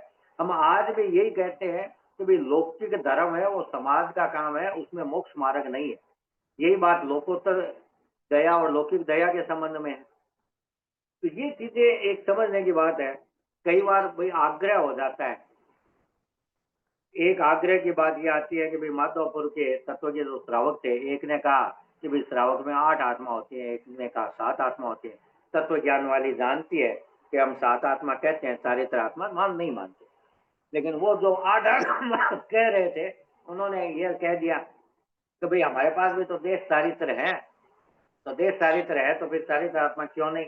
हम अगर चारित्र आत्मा नहीं है तो हम त्याग कैसे करते हैं, व्रत कैसे लेते हैं, 12 व्रत कैसे लेते हैं? बीकंजी स्वामी के पास आए तो उन्होंने कहा कि भाई देखो, आग्रह करना ठीक नहीं। जो आगम में चारित्र के 5 भेद जो 25वें बोल में बताए गए हैं, उसमें देश चारित्र की बात नहीं आती, उसमें सर्व चारित्र की बात आती है। तो हम चारित्र आत्मा को सर्व चारित्र के हिसाब से ही ग्रहण करते हैं, और बाकी देश चारित्र होता है। अब आप मौन या कर्म के क्षयोपम के 8 बोल लेंगे तो उसमें देश चारित्र आ जाएगा। कई बार ये कहते हैं कि भाई मोहकम सिंह जी जो केलवा के ठाकुर थे, उन्होंने कहा कि भाई आप ये जो बताते हैं, आप कहते हैं ये आगम में लिखा हुआ है और लिखा हुआ है, अब ये सत्य है कौन जानता है? या तो आप तो 2500 साल पहले की बात बताते हैं। अब भिकंडी की बुद्धि तो आप जानते ही है। उन्होंने कहा कि भाई आपके दादा कौन थे, परदादा कौन थे, लड़दादा कौन थे, तो वो नाम बताते, वंशावली बता देते। तो बोला ये आपको कैसे पता? तो बोला हमारे वो भाट है ना, वो भाट बहियों में लिख के रखते हैं। तो बोला कि वो भाटों को तो असत्य बोलने का त्याग नहीं है, फिर भी आप उनकी बातों पर अगर विश्वास करते हैं, तो हमारे जिन लोगों ने बात बताई वो तो सर्वज्ञ थे, उन्होंने तो केवल ज्ञान प्राप्त कर लिया, उसके बाद इस तरह की बात हुई। कई लोग कहते हैं कि भाई हम प्रवचन और सुनते हैं लेकिन हम आपको साधु नहीं भी माने। उन्होंने कहा कि भाई अगर मुंह में मिश्री लोगे तो उसका स्वाद तो मीठा सी आएगा। तो अब मूर्ति पूजा के संबंध में भी तेरापंथ की जो मान्यता है ना, उसको भी आप समझ लो। आचार्य भिक्षु ने निक्षेप के 4 प्रकार बताए थे, नाम, स्थापना, द्रव्य और भाव। तो हम भाव पूजा में विश्वास करते हैं, गुणानुवाद में विश्वास करते हैं, भगवान ने जो मार्ग बताया उस पर चलने में विश्वास करते हैं। आचार्य भिक्षु ने कहा कि नाम मात्र, जैसे महावीर 24 तीर्थंकर करते हैं, अब महावीर आज भी सैकड़ों लोगों के नाम मिल जाएंगे, तो महावीर नाम होने से वो वंदनीय नहीं होता। वो महावीर उसका नाम है तो वो नाम निक्षेप है।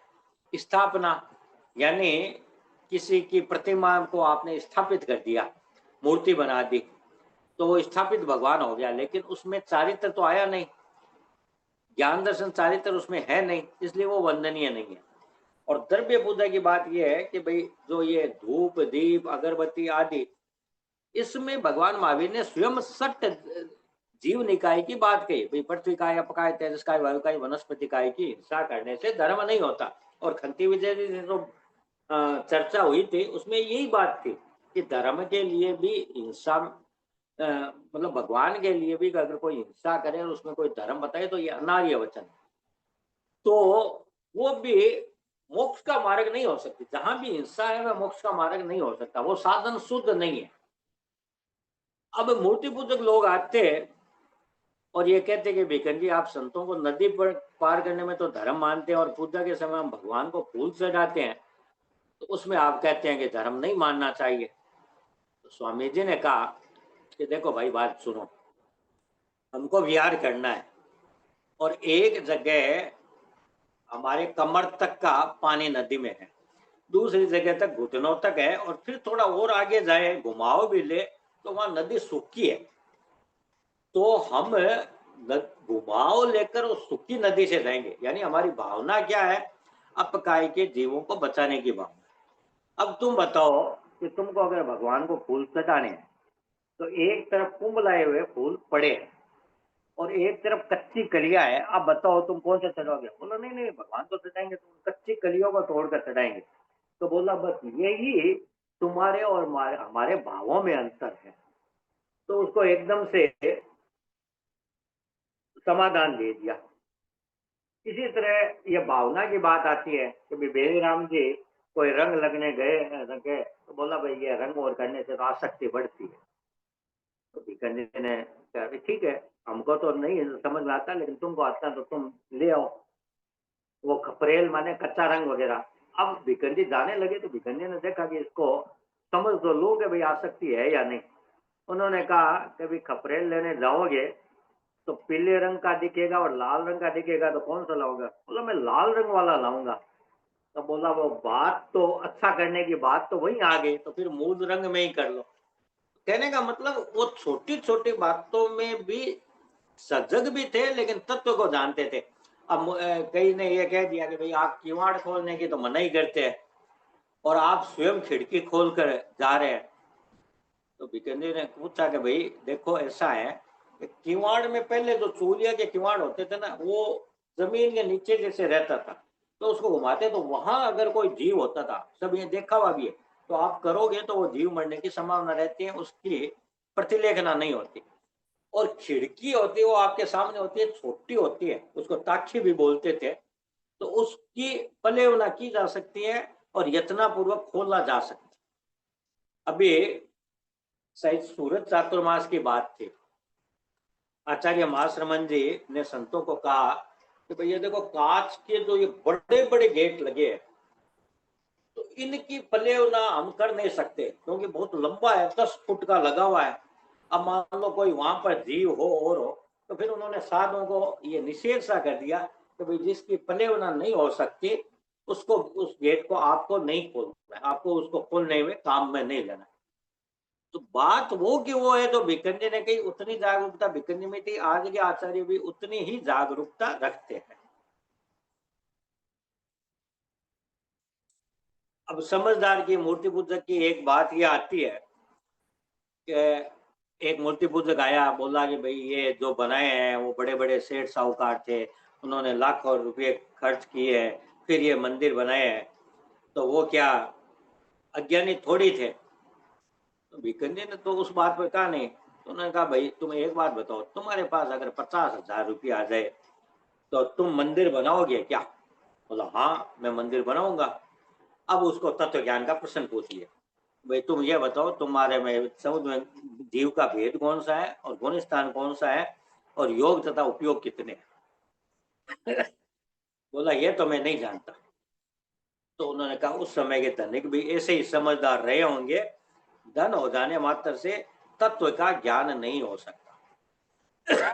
अब तत्व का ज्ञान समझ लो या आत्मा की पोती का समझ लो, मोक्ष मार्ग में जाने के तत्व समझ लो, तो ये सारी चीजें अब उनके मनोवैज्ञानिक ढंग की बात है कि भाई वो झगड़ा मिटाने के लिए दो प्रसंग बहुत प्रसिद्ध है कि भाई रस लोलुप कौन।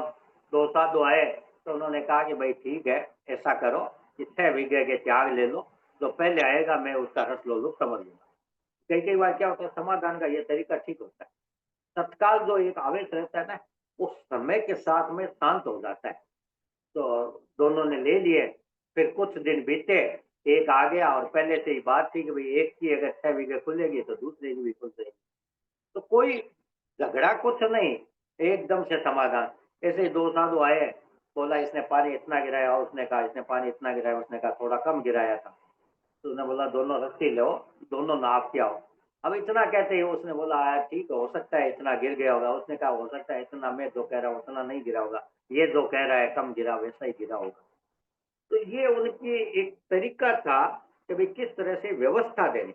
हम ये मानते हैं कि भाई आचार्य भिक्षु ने मर्यादा भी जो की, तो उसमें ये था कि भाई एक तो आचार्य महाप्रज्ञ जी की भाषा थे, भाई तेरापन का मतलब है अहंकार और ममकार से दूर, तो भाई ममत्व का भाव न रहे। दूसरी सुंदर व्यवस्था हो, तो उनकी व्यवस्था के हिसाब से कभी कभी तो ये कहते हैं कि भाई सूखी रोटी आ गई साथ में लड्डू आ गया, अब अगर सभी बात करना है तो वो रोटी पर लड्डू रख देते, बोला भाई देख लो जो जिसको लेना है ले लो। तो कोई मिठाई जिनको लेनी होती तो वो सूखी रोटी भी ले लेता। कई कई बार देखते, हम भी देखते हैं कि मान लो किसी को तत्व ज्ञान नहीं आता, और आप देखते हैं कि भाई दोनों जो पढ़ने वाले और पढ़ाने वाले, वो भी गलत पढ़ा रहे हैं, पढ़ने वाले भी गलत पढ़ा रहे हैं। तो आचार्य भिक्षु ने एक बड़ा मार्मिक प्रसंग दिया, और कभी कभी जब इस तरह की बातें होती हैं और खासकर जो विरोध करने वाले, और आजकल व्हाट्सएप में पूरी जानकारी नहीं होती है, और आचार्य भिक्षु के सिद्धांत की छोटी सी बात को इस तरह से वो तोड़ मरोड़ कर प्रस्तुत करते हैं, तो मैं उनको भी कहता हूँ कि भाई देखो ये तो आचार्य भिक्षु ने जो कहा था कि भाई 5 अंधे थे, अमावस की रात थी, कोयलों की राख बनाई, और उसके बाद में सब खाने बैठे, तो ये कहते हैं सावधान कोई काला कलूटा आ जाए तो उसको टाल देना। अब क्या तो टाले, अंधे तो है, अमावस की रात है, कोयले की राख है, अब इसमें क्या तो काला टालेंगे। तो कई कई बार इस तरह की कपोल इस तरह की बातें हो जाती हैं कि भाई ये नहीं है वो नहीं है वो नहीं है, गहराई तक जाते नहीं है। एक जगह गए तो उन्होंने वो बोला कि भाई ये प्रतिमाधारी श्रावक को अगर कोई खाना खिलाए तो उसको क्या होगा। उसने बोला ये बहुत गहरी बात है, पहले छोटी मोटी तो बातें बोला, बोला नहीं नहीं मेरे को तो इसका ही उत्तर दो। बोला सामने ये हाथी खड़ा है दिखाई देता है क्या? बोला नहीं हाथी तो नहीं दिखाई देता। बोला हाथी तो दिखाई नहीं देता, कहते हैं मेरे को कुंथो दिखाओ। कुंथो यानी चिंटी से भी छोटा एक जीव होता है, अब वो दिखाओ। उन्होंने बाद में स्पष्ट भी कर दिया कि भाई देखो प्रतिमाधारी श्रावक भी पूर्ण महावर्ती नहीं है, उनके भी असंयम खुला है, तो इसलिए श्रावक को खिलाना सावध्य प्रवृत्ति है। हम लोग उपासक वगैरह कई बार जाते हैं, ये पूछ लेते हैं कि भाई हम लोग आपके घर में आए, भोजन करवाया आपने, हम तो गुरु के प्रतिनिधि बन के आ रहे हैं, रोजाना प्रवचन देते हैं, हमको खिलाया, आपको धर्म हुआ या नहीं हुआ? या ये पूछ लेते हैं कि भाई ये आपके ने खाना खिलाए, ये सावध्य है या निर्वध्य। तो कभी कभी संकोचवश कभी उपासक जी क्या सोचेंगे, बोले निर्वध्य, तो बोलता आपका तत्व ज्ञान ठीक नहीं है। हाँ, ये जो है ना, इसीलिए मैंने शुरू में कहा कि ये जो अनुक्रमणिका है ना, उसमें जो हेडिंग दिया हुआ है ना, वो हेडिंग आप पढ़ेंगे ना, आपको अगर आपका टेस्ट करना है ना, आप इसमें आ जाइए कि भाई ये रूपा जी की चिंता छोड़, कब भैंस ब्याए, वह बुद्धि किस काम की। बस इतना पढ़ते ही आपको वो प्रसंग याद आ जाएगा, जैसे वह बुद्धि किस काम की। कोई आता है तो बोलता है ये मैंने काम किया, वो किया, तो उन्होंने तुरंत पद्य लिख दिया कि जे सेवे जिन धर्म। ये जो बुद्धि वाली बात है, जो जिन धर्म की सेवा करता है वो बुद्धि तो काम की है, और जो पड़िया बांध है कर्म, तो वो बुद्धि किस काम की। तो कहने का मतलब जो संसार की तरफ, भोग की तरफ, अधर्म की तरफ जाती है, वो बुद्धि तो कोई काम की नहीं है, और जो मोक्ष की ओर ले जाती है वो बुद्धि काम की है। अब उस दिन दिगंबर बन जाएंगे, अभी मैंने वो बात बताई थी, उस दिन दिगंबर बन जाएंगे। अभी वो दिगंबर भाई आए थे, और इसी तरह वो हाथी तो दिखाई नहीं देता, जो मैंने बताया कि भी सूक्ष्म तत्व चर्चा करते हैं, और बड़ी बड़ी बातें भी ध्यान में नहीं है। हिंसा हिंसा की भी बात उनको ध्यान में नहीं है कि भाई एक इंद्रिय का को अगर पंचेंद्रिय के पोषण के लिए एक इंद्रिय को अगर मारते हैं तो उसमें हिंसा लगती है, धर्म होती है। तो इस तरह आपको पता लग जाएगी। और कुछ न कुछ ऐसा नहीं है, आप पुराने प्रसंग भी आप देखेंगे ना, तो आपको ये तो पता चल ही जाएगा, भी पता तो लगता है, कोई दिक्कत नहीं है। जैसे क्षमा की सरिता में और में, या ये हेडिंग आप पढ़ेंगे तो आपको पता लग जाएगा। तो इसलिए अनुक्रमणिका में सारे हेडिंग दिए हुए हैं, तो मेरे ख्याल से वो हेडिंग पढ़ने से आ जाएगा, या कुछ न कुछ आपको संकेत जरूर मिलेगा कि आपको घटना याद आ जाएगी। ये एक बार ऐसा है कि वो सत्य के प्रति कितने निष्ठ थे कि भाई एक साधु आलोचना करने के लिए आए, तो यमराज जी ने पूछा कि भाई ये क्यों आए थे, तो बोला आलोचना लेने आए थे। तो फिर उन्होंने अगला प्रश्न और पूछ लिया, तो भाई किस दोष की आलोचना करने के लिए आए थे। तो विकल जी जो प्रिय शिष्य थे यमराज जी, उनके लिए कहा कि ये बताना नहीं कलपता है। तो इस दृष्टि से वो कितने जागरूक थे। बारमल जी को उन्होंने परखने के लिए ये कह दिया कि भाई कोई भी त्रुटि निकालेगा तो तेला करना होगा। ये त्रुटि पर तेला, यही हेडिंग है, तो उसमें आपको पूरी घटना याद आ जाएगी। और बारमल जी ने पूछा कि अगर कोई मेरा शिथिला मतलब विरिया समिति में दोष नहीं भी हुआ, कोई विद्वेष भी कोई कहते, तो भिकंजी ने कहा भाई तेला तो तुमको करना ही है, अगर गलती हो जाए तो उसका प्रायश्चित समझ के कर लेना, नहीं तो निर्जरा समझ कर लेना। और ये भी कहा जाता है कि उन्हें जीवन भर भी एक भी तेला नहीं करना पड़ा। और साथ में ये भी है, एक रीति ये भी है कि एक बार उनको तेला करना पड़ेगा।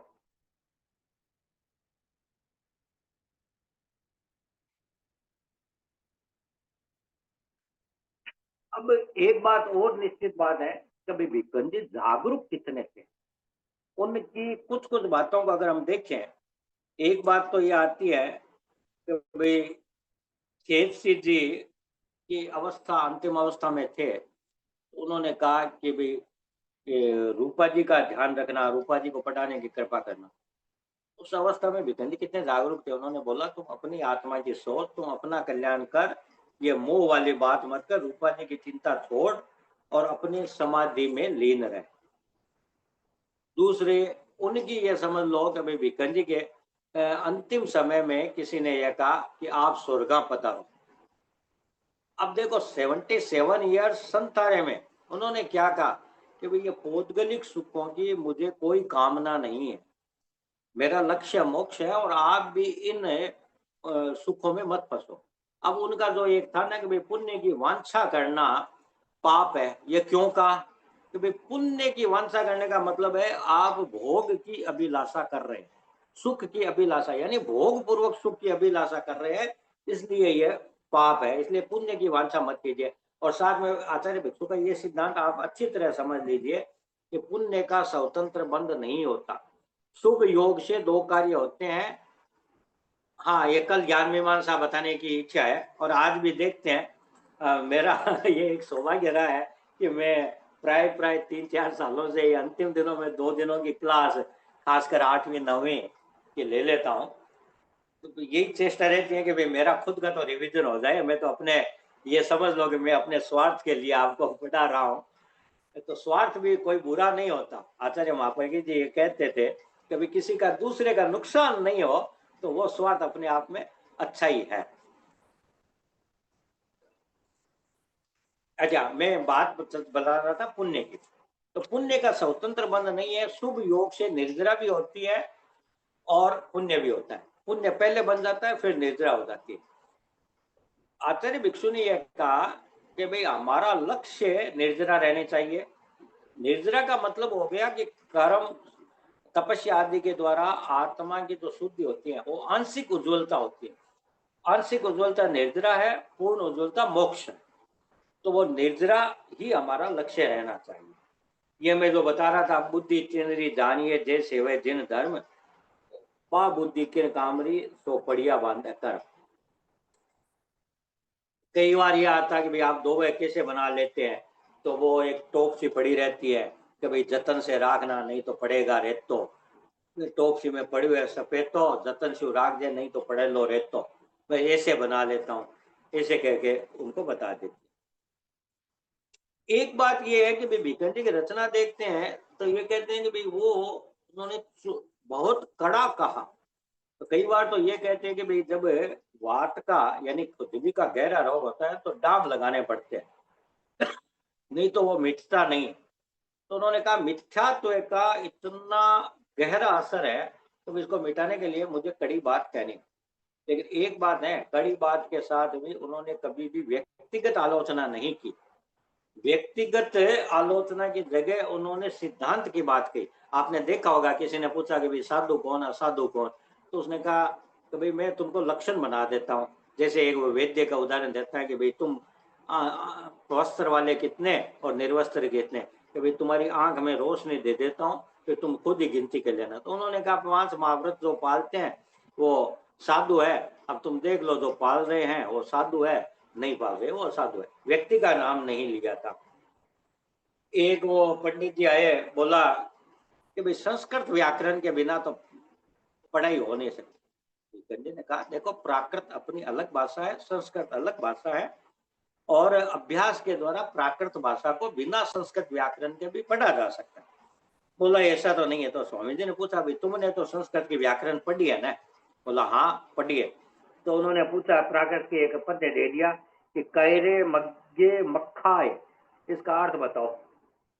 अब वो कैरे तो उसने सोचा शायद केर होगा, तो मक्के मक्खाए यानी ये मूंग के और के ये अखंड रूप होता है, इसके टुकड़े नहीं हो सकते, ये अखंड रूप होता है। उसने बताया तो भिकंजी ने कहा कि नहीं, ये बात ऐसे नहीं है। इसका सही अर्थ ये है कि तीर्थंकरों द्वारा मोक्ष के मार्ग कितने बतलाए गए हैं।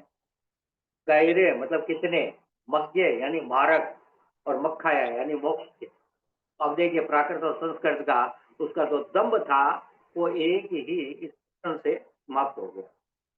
अब आसोदी वाली घटना भी आपने बहुत बार सुनी थी कि भाई वो कईयों कईयों को परोसे में नींद आज भी आती है। आप भी आज देखेंगे कि भाई कई कई आपके आस पास देखेंगे कि भाई आप तो तन्मयता से भरोसे सुन रही है, थोड़े बाएं दाएं देखेंगे तो कोई कोई को नींद आ जाती है। अब उसका एक कारण ये भी हो सकता है जल्दी उठे हुए हो या जो भी हो। तो एक आसोदी नाम के श्रावक थे, वो आगे तो बैठ गए थे और जैसे ही बकान कर रहे थे नींद ले गए। तो बिकंजी ने कहा आसोदी सो रहे हो? तो नींद में ऐसे बोलता नहीं महाराज। थोड़ी सी देर में और झटके आ गए तो फिर बोला आसो जी सो रहे हो? तो बोला नहीं महाराज। बिकंजी ने सोचा सो रहा है और मेरे को गलत साबित कर रहा है। तीसरी बार पूछा आसो जी जीवित हो? और उसने उसी लय में कहा नहीं महाराज, और फिर उसने सौंका। अब महाप्रज्ञ जी कहते हैं कि जो सोते हैं यानी जो जागरूक नहीं रहते वो जीवित थोड़ी होती है। जीवित तो वही होता है जो जागरूक रहता है। कई कई बार उनके पास चर्चा आते, एक प्रश्न को छोड़कर दूसरे, दूसरे को छोड़कर तीसरे पूछते। तो बोला भाई आप मालिक की तरह व्यवहार करो। जैसे खेत में मालिक होता है वो आराम से फसल काटता है, एक एक पंक्ति से काटता है। अब चोर को तो जल्दी होती है, तो वो एक इधर से तोड़ता है, फिर दौड़ कर दूसरा उधर से तोड़ लेता है। तो उस तरह से आप क्यों कर रहे हो? कहने का मतलब छोटी-छोटी बातों पर उनकी जो टिप्पणी होती थी, इस तरह से हम कहते हैं कि कुत्सागर बुद्धि के जो धनी थे, वो बात थी। और उनकी अब वो उनके एक साधु थे, बोले उनको मैं किसी से क्षमत कामना करने जा रहा हूँ। तो भिकन जी को क्या जचा कि भाई क्षमत कामना तो ठीक है और लड़ाई करके मत आ जाना। बोला नहीं, नहीं। वहाँ गया कोई सचिवों से बोला क्षमत कामना है, आपने तो मेरे साथ बहुत बुरा किया लेकिन मैं चलो क्षमत कामना कर लेता हूँ। ऐसा एक बात उन्होंने कही, दोनों ने कोई बात कह दी, तो वो खमत कामना तो गया दूर और वापस आकर कहा भिकन जी आपने जो कहा वैसा ही हो गया। अब वैसा ही हो गया तो वो क्यों होता है? आपने वो कौवा की और कोयल की कहानी सुनी होगी कि भाई बहन अब मैं ये गाँव छोड़ के जा रहा हूँ। तो भाई क्यों? यहाँ हम सब मेरे को उड़ाते हैं करते हैं। तो बोला गाँव छोड़ के तो जा रहे हो, जो कर्कश आवाज है वो निकालनी बंद कर दी क्या? बोला नहीं वो ठीक है, मैं दूसरी जगह जाता हूँ। वहाँ ही हुआ, जैसे ही काँव काँव किया वहाँ भी उसको उड़ाना शुरू कर दिया। तो कहने का मतलब भिकन जी उसका स्वभाव जानते थे कि भाई ये कैसे करेगा।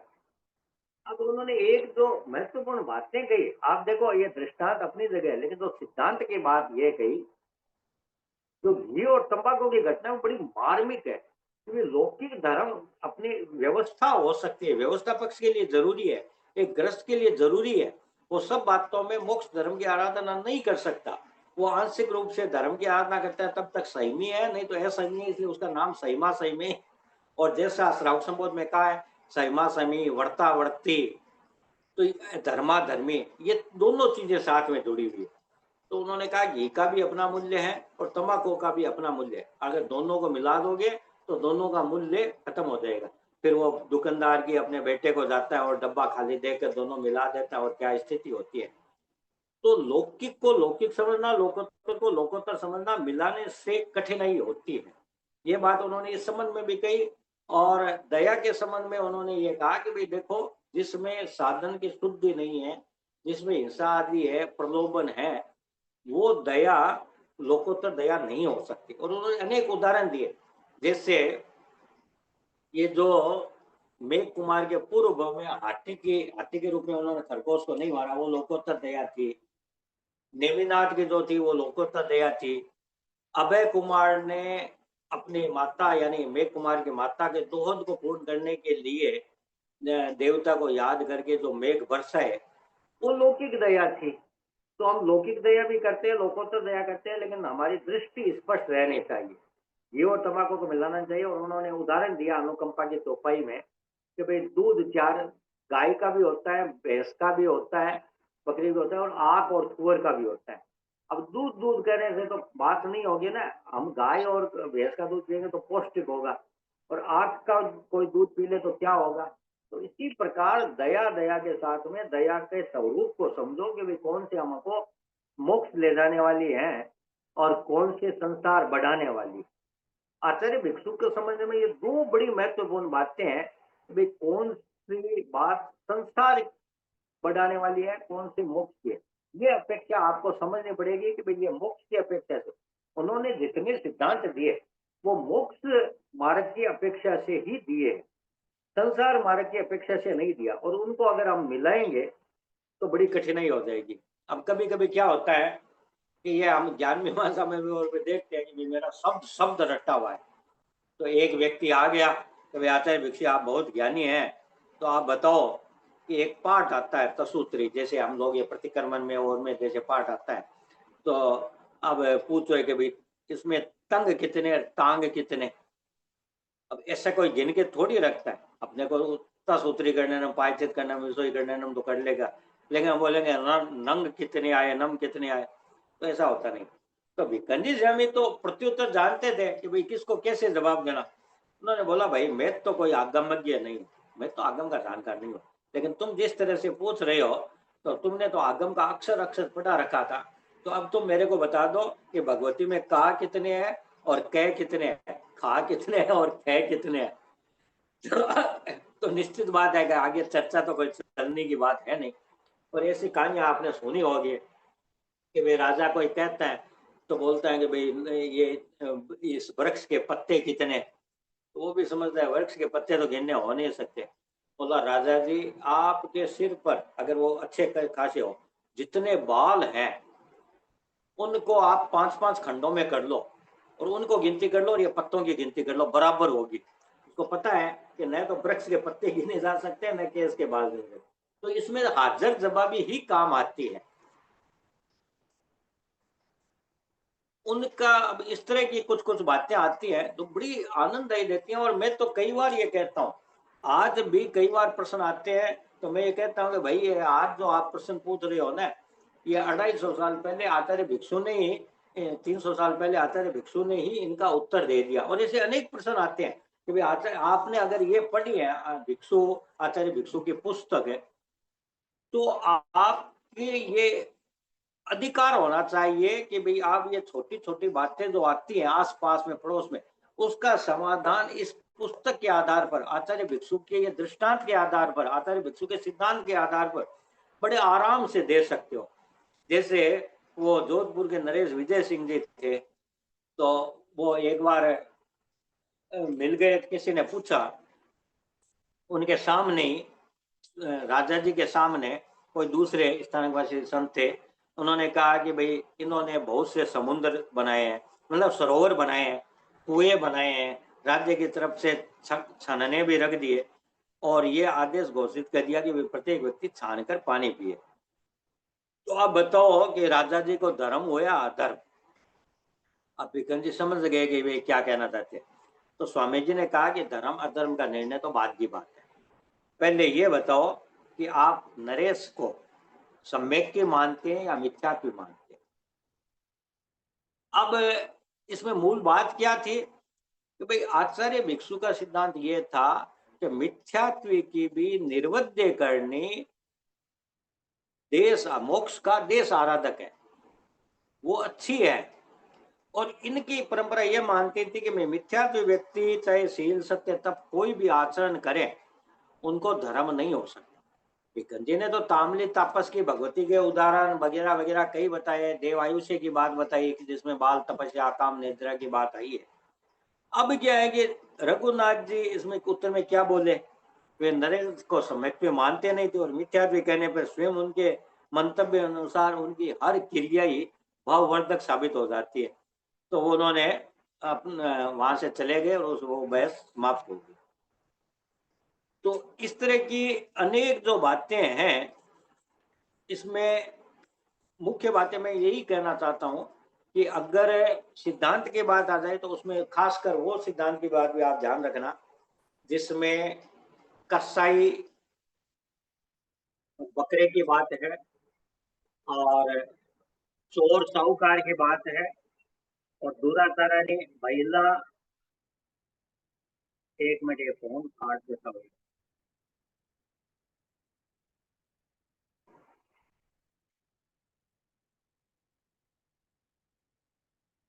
हाँ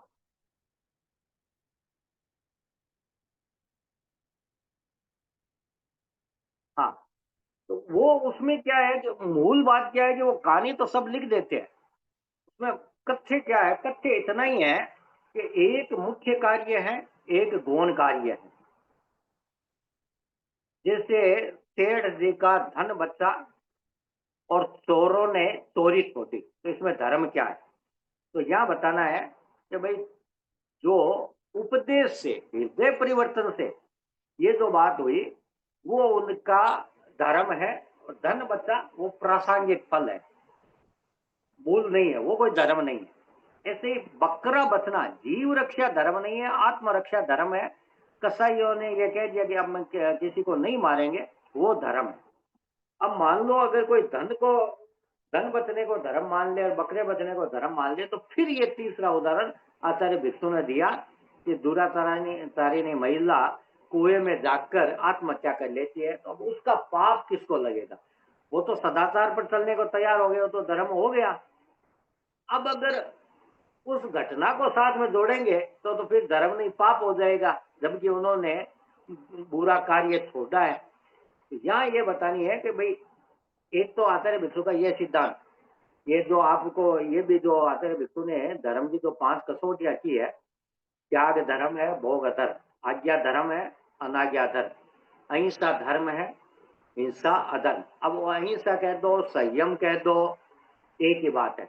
और चौथी बात हो गई, हृदय परिवर्तन धर्म है, बल प्रयोग धर्म नहीं। और धर्म अनमोल है, धन से धर्म नहीं होता। ये बड़ा महत्वपूर्ण सिद्धांत है। कई बार ये बातें आ जाती है, अरे भाई आपने किताब दे दी, किताब के पैसे लगे, मैंने किताब बंटवा दी। अरे किताब बंटवा दी तो उस धन से धर्म नहीं हुआ। अगर आपने स्वाध्याय की प्रेरणा दी और उसने स्वाध्याय करना शुरू कर दिया तो वो स्वाध्याय करेगा, उसको भी धर्म है। आपने प्रेरणा दी, वो भी धर्म है। और यह आचार्य भिक्षु का ये सिद्धांत आप ध्यान में रखना कि तीनों करण तीनों योग। जो चीज करना धर्म है उसको करवाना भी धर्म है और अनुमोदन करना भी धर्म है। और जो करना ठीक नहीं है या पाप है तो उसको करवाना भी पाप है और अनुमोदन करना भी पाप है।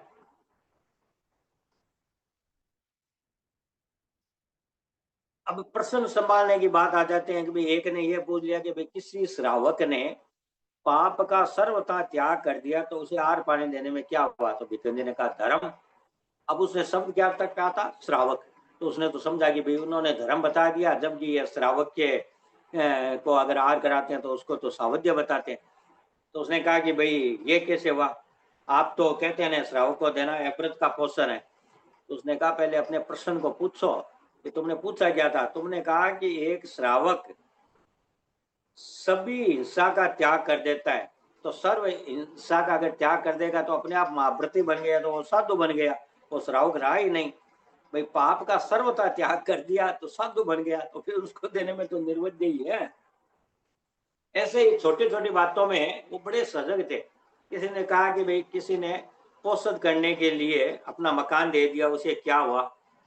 तो आचार्य भिक्षु ने कहा धर्म। तो बोला मकान में बनाने में तो 6 काय की हिंसा होती है, आप इसको धर्म कैसे बता रहे? तो भिकन्या ने कहा कि विपोषद के लिए मकान देने का मतलब उसका मालिकाना हक देना नहीं है, उसका मतलब पोषद करने के लिए आज्ञा देना है। तो पोषद की आज्ञा के देने के लिए तो संयम के पोषण के लिए उसने आज्ञा दी है, अनुमोदना है, तो वो तो अपने आप में धर्म ही है। मकान देने का मतलब तो परिग्रह देना हो गया, वो धर्म नहीं है। लेकिन पोषण करने के लिए मकान में पोषण करने की आज्ञा देना, वो उसके संयम के पोषण की बात है। अब कितने वो मनोवैज्ञानिक थे तो भाई केलवा की एक बहन कहते हैं कि स्वामी जी जब यहाँ पधारेंगे तब मैं दीक्षा दूँ। अब संयोग से स्वामी जी केलवा में पधार गए। अब पता चला कि वो बहन दर्शन ही नहीं किए, क्या बात है। बिकन जी तो वहां घर पहुंच गए, तो बोला आप तो पधारे और मुझे तो बुखार आ गया। बिकन जी कब चुकने वाले थे? उसने कहा भाई बुखार कहीं दीक्षा के डर से तो नहीं आया है। बोला थोड़ा थोड़ा डर तो था। बोला ऐसे डर हो तब दीक्षा नहीं ली जाती। तो वो समझ में आ गया कि भाई एक वो जो होता है कि पक्का वैराग और एक होता है एक तात्कालिक रूप से कभी कभी वैराग, जिसमें हम मुसान या वैराग की भी बात करते हैं। एक ऐसा था कि भाई विकन जी मैं दीक्षा तो लूंगा लेकिन मेरे माता पिता जीवित है। और सामने उदाहरण ये भी देते थे भगवान महावीर ने भी जब माता पिता जीवित थे तब दीक्षा नहीं ली थी। तो भाई ठीक है, वो कई कुछ समय बीता तो फिर उनके माता पिता नहीं रहे। तो बोला वो तो ठीक है, पर मैं भेड़े चलाता हूँ तो वो पहाड़ों पर जो मेरनिया है उनसे मेरा मोह हो गया। तो भिखन जी ने कहा माता पिता तो एक एक थे, ये मेरनिया तो हो गए, इस तरह से अगर मोह हो गया तो फिर तुम्हारे दीक्षा लेने वाली जैसी कोई बात है नहीं। विनोदी स्वभाव भी आचार्य भिक्षु का बहुत जबरदस्त था। एक जगह तो ये थे कि भाई भिकन जी और को आहार मिल जाता, एक दूसरे संत से बोले हुए हम लोगों को तो पूरा आहार ही नहीं मिलता, आप लोगों को कैसे आहार मिल जाता है? अब देखो भिकन जी ने क्या उत्तर दिया कि भाई आप लोग कोई टंडन मुनि से कम थोड़ी है। अब टंडन मुनि को हम बहुत सम्मान के साथ श्रद्धा के साथ स्वीकार करते हैं। उन्होंने जब अपनी तुलना टंडन मुनि से करते हुए देखा तो आर नहीं भी मिला तो भी वो प्रसन्न हो गए कि अरे वाह, हमको टंडन मुनि तो कह दिया।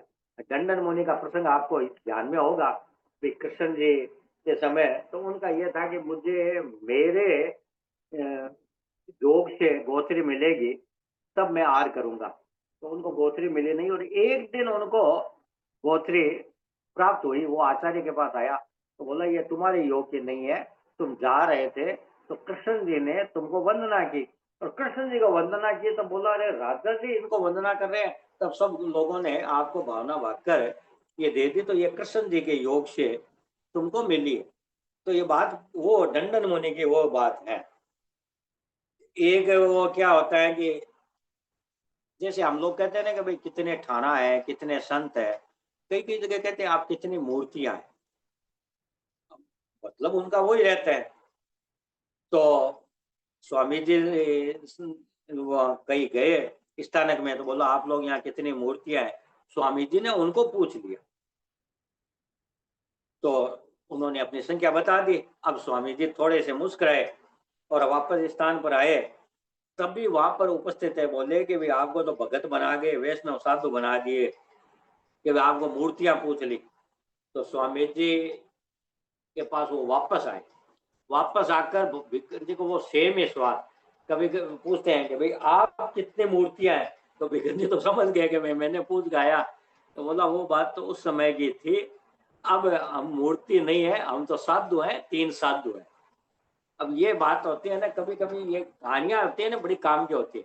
आपने वो कहानी सुनी होगी कि भाई एक व्यक्ति भोज में जाता है और वो संयोग से उसको खंडा पापड़ परोस दिया जाता है।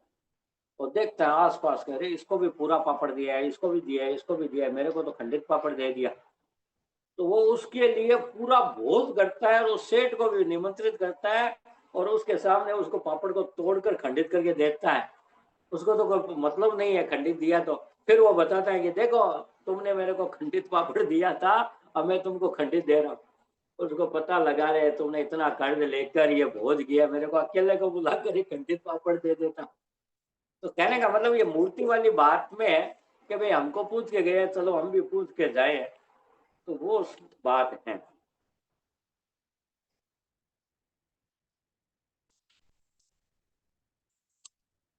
अपने साधुओं के लिए भी उनकी कई कई बातें बड़ी जोरदार थी। तो भाई वेणी राम जी प्राय प्राय देखते रहते कि भाई भिक्खन जी की कैसे चूक हो। आपने वो चंड कौशिक के पुराने में पूर्व भाव का सुना होगा कि वो साधु थे, वो छोटे बच्चे थे, बोला गुरु जी आपके पैर से मेंढकी मर गई है, आपके पैर से मेंढकी मर गई है। वो चंड कौशिक के प्रसंग पे अभी नहीं जा रहा। तो बेने राम जी ये देखते कि भाई ये पूंजा या नहीं पूंजा। गुरुदेव तुलसी इसमें बहुत सजग थे और वो स्वयं प्रशिक्षण भी देते थे। और आपने देखा होगा कि वो जहां भी बैठते करते तो पहले होगा से रजोवरण से उसको पूंजते, फिर आसन बिछाते करते, और ये प्राय साधु साधु की रहती।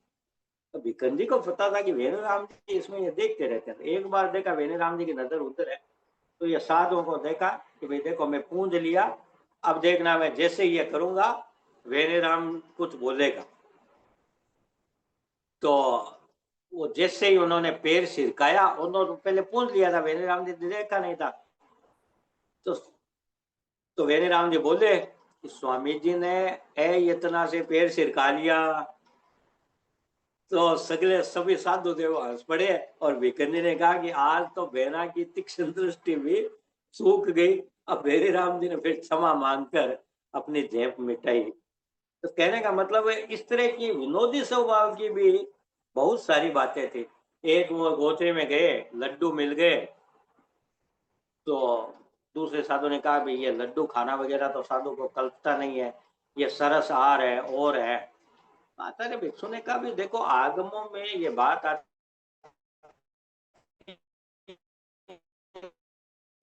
कि देवकी के 6 पुत्र गए और उन्होंने मोदक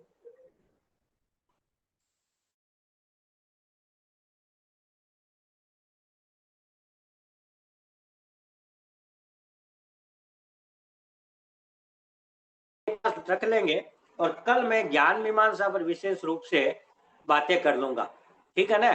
क्योंकि ये बैटरी अब मैं चार्जर में लगाऊं, इतना समय भी नहीं है और काफी समय भी आप लोगों को बड़ी बड़ी स्थिरता से सुना। मैं सबको धन्यवाद भी देता हूं और हमारी चारों प्रशिक्षिकाओं को भी